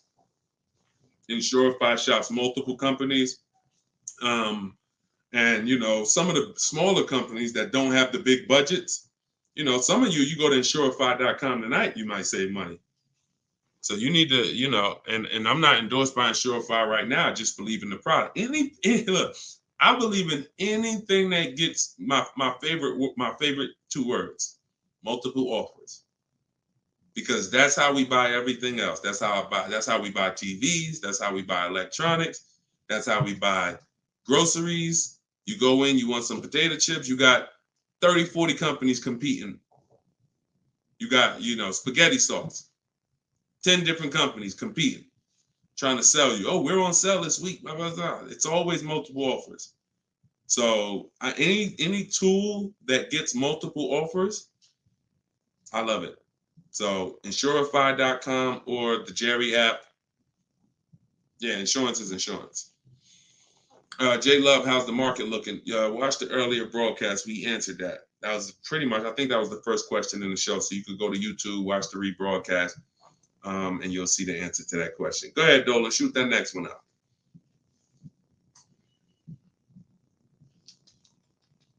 Okay, what is a third-party offers? What is a third-party restriction? Third-party restriction is a restriction in your lease contract that says you cannot sell direct to a used car buyer other than a dealership of the same brand. So we get bids from Carvana, CarMax, Driveway, Kelly's Blue Book Instant Cash Offer, Car Gurus, and AutoNation. 3 of those offers are from local dealers. 3 of those offers are from online car buyers. And they cut a check same day. Simple process. They compete. Third-party restriction means you can't sell direct to them. You would have to buy the car and resell it. We don't do that. We sell to a dealer of the same brand. We get bids from a dealer of the same brand. So that's what a third-party restriction is, and that's how we handle those. All right. Go ahead, Dolan. Everything I'm teaching for those who just came on is in my new digital book. It's called Car Shopping. Well, it used to be called Car Shopping for people that hate car shopping. Now it's just Cars from Home. 7 steps to saving time, money, and avoiding dealerships. So for those of you who want the same results that you're seeing from all these people, if you want those below market deals to be your below market deals, and you get the roadmap, you get the guide, it's a step-by-step blueprint. First step is, because many of you don't know the 7 steps. Those of you who have the book, you know it. First step is the most important question. How many years are you keeping the car? That's the 8-year rule. That's going to help you decide whether you need to buy or shop for a great lease deal. Second step is the equity assessment. Third step is deal structure, and it's deal-focused budgeting. We don't just budget. Budgeting is whatever it is, I'll just budget and I'll see what I could afford. No, we budget for a deal. You need to know what a deal. When I'm budgeting for a lease, I'm budgeting to see if the lease is great, this is what it should cost. If I'm budgeting for a purchase, I'm budgeting, this is how much a great deal should be. I'm coming up with my max offers way before I ever go look at cars. So that's day 3. That's step 3, deal structure. Step 4 is shopping, not buying. Step 5 is multiple offers. That's when we're in the market. Step 6 is paperwork and protection. Step 7 is delivery. 7-step process. So everything is in there step by step. You can get your copy for 75% off as part of our book launch. It's in my TikTok bio, in my Instagram bio, or if you're on Facebook or YouTube, it's in the comment section, or you can scan the QR code on the screen. If you're watching us on TV, you can scan that QR code with your camera to get your copy. Be in your inbox in 5 minutes. Okay, this is Wes from Facebook. How do you feel about vehicles that are well over MSRP? Don't. See, I mean, if you guys can't see that you need help, because the language you're using is really desperate language.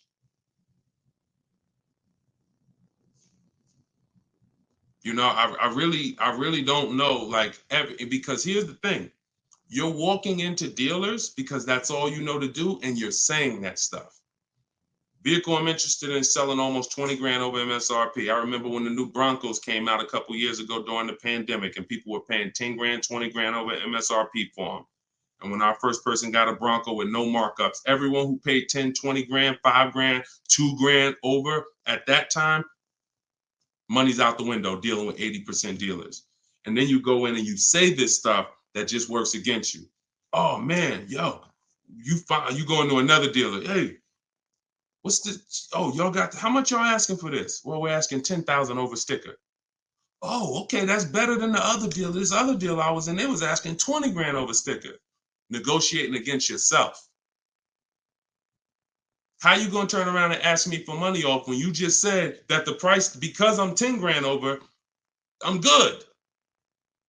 Oh man, you only 5 grand over stickers. Man, you all right, this is good because the other one was 20 grand over sticker. Okay, so don't ask me nothing about my 5 at all. You interested? Because yeah, let's talk. What's the payment like doing this? All right, come on, have a seat here.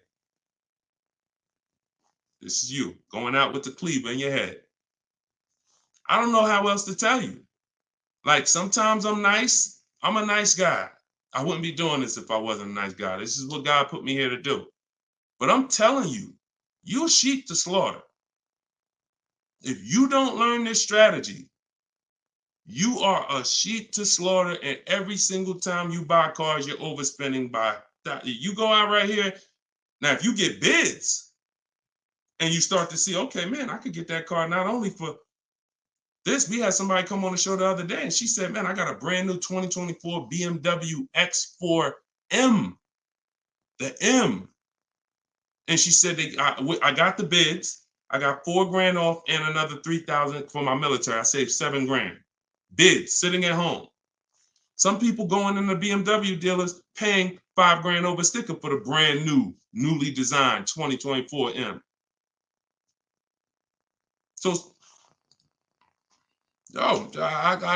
any way I could get it, I'll break down the numbers and let you see. That sound like this guy and these people he's showing getting way different results than I'm getting. And sometimes I'm gonna just be straight up with you. You $24. I don't know. So go ahead. I don't know, because that's it. All I could do is just follow the show and listen to what we're talking about so you can understand. Go ahead. Go ahead, Dolan. You can't make people. It's crazy. Like, literally, you cannot make people. Like, I could sit on here, talk till I'm blue in the face, talk about the money, show the people. You can't make you. I can't make y'all. So only the minority of people who are like, yo, you know what? I've been public for 3 years. If what I was teaching wasn't working, if I was scamming, if people were getting my stuff, we wouldn't be 5-star reviews. We wouldn't have 2 million followers. It would have came out a long time ago. I've been doing free master classes for 3 years. This would have been out by now. So understand, I'm fighting for your money. I'm fighting to protect your money. And I never had a book for $24.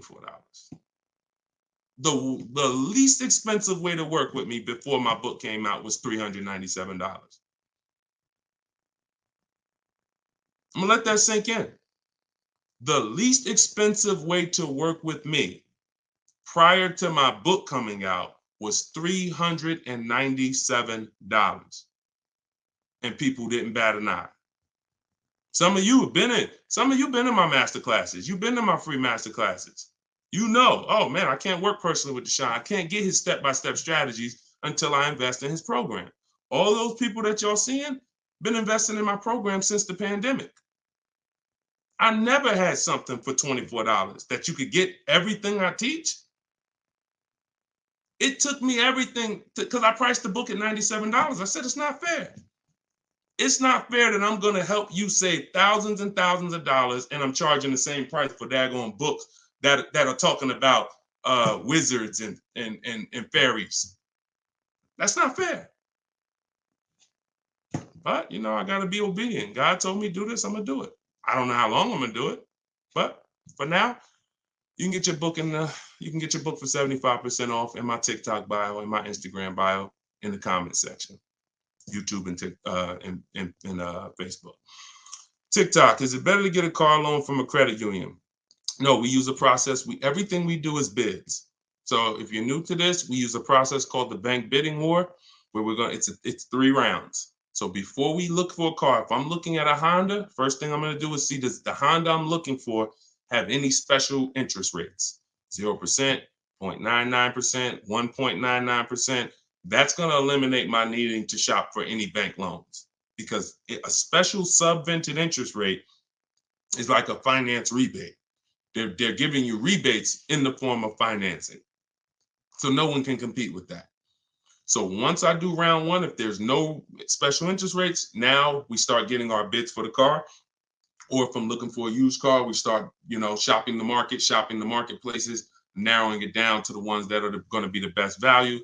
And then once we see who wins the bid, we find our car, we lock up that car, and then we go and we start round 2 of the bank bidding war, which is going to be our credit union, our banks, online lenders, going online and letting everyone access our credit with a hard pull.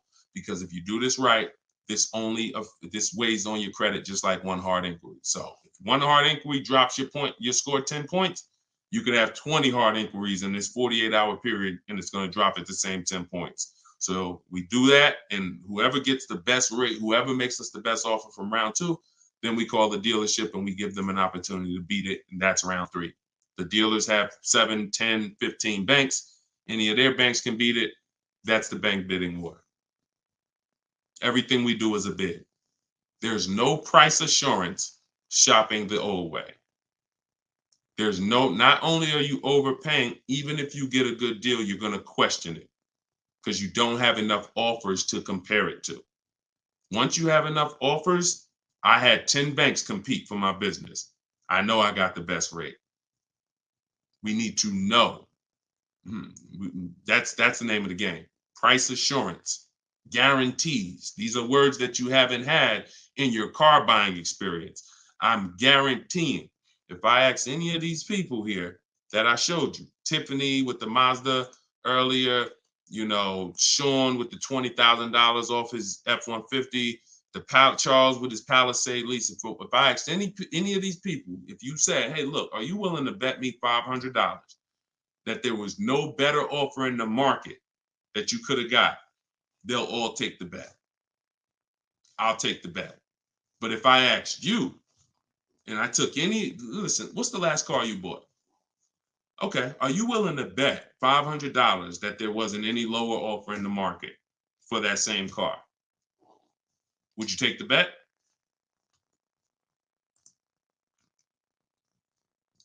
No price assurance. No price assurance. Price assurance only comes through multiple bids, multiple offers.